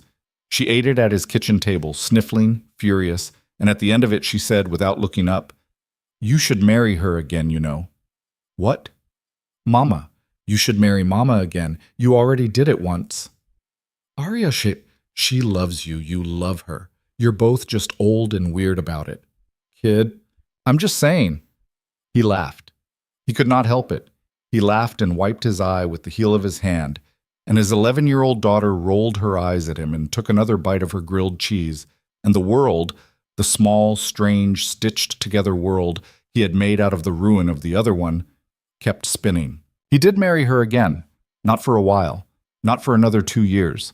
A small ceremony in Elena's mother's backyard, with 20 people, and Arya as the maid of honor in a dress she had picked out herself, and Victor as Roman's best man in a suit he had bought specifically for the occasion and never wore again. Elena had kept her wedding ring on a chain for 7 years by then, in a drawer in her bedroom, and Roman had kept his around his neck, and when they stood in that backyard they exchanged the same rings. And nobody there understood the full weight of that except the three of them and maybe Elena's mother, who knew more than she ever said. There is no tidy ending for people like them. There is only the long work of remaining. Roman did not wake up one morning redeemed. He woke up one morning in a bed next to his wife, in a house in a town he would have had trouble finding on a map 5 years earlier, and he looked at the ceiling and understood quietly that he had not hurt anyone in a long time, and that he had not, in fact, become anything heroic. He had simply stopped. Stopping, it turned out, was the hardest thing he had ever done. Harder than the tower, harder than the war, harder than the pier.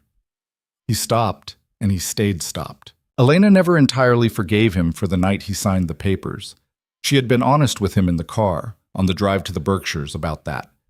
You cannot build 6 years of a person on not forgiving someone and then hand all of it back in a single afternoon. What she did instead was something harder and more honest. She let the unforgiveness stop running her life. She put it in a drawer in the back of a closet in the back of her head, and she lived her life around it. And once or twice a year she opened the drawer and looked at it, and sometimes she showed it to him, and sometimes he would sit on the edge of the bed and say, "I know, Elena, I know, I know." And then they would go downstairs and make dinner. That was, as far as Elena could tell, what love actually was. Not the absence of the wound, the willingness to live with the wound together in the same house, with the drawer closed most days and open some days, and everybody fed regardless. Arya grew up. She was not perfect either. She went through a bad year at 15 where she wouldn't speak to Roman and a worse year at 16 where she wouldn't speak to Elena. She came home from college in her junior year and told them she wanted to be a nurse. She was good at it. She was, in fact, like her mother in the way that mattered most. She was good at things, and she kept being good at them even when nobody was watching. Years later, Roman sat on the back porch of the house he and Elena had finally bought together. A small one, with too many stairs for 2 people getting old. And he watched his daughter, grown, kneeling in the grass in the yard with her own small son on her hip, showing him how to find the first strawberries of the season under the netting. The boy was 2. He had his mother's serious gray eyes, and beyond them, further back, his grandfather's, and further back still, a great-grandmother Roman had loved when he was 11 years old and did not know how to love anyone. Elena came out onto the porch with 2 mugs. "Move over." "Yes, ma'am." She sat down. She put a mug in his hand. She looked out at the yard, at their daughter, at the small boy with his whole mouth red from a strawberry. "You okay?" she said. "I'm okay." "You thinking about something?" "I'm thinking," he said, "that I was wrong about what I thought power was, for most of my life."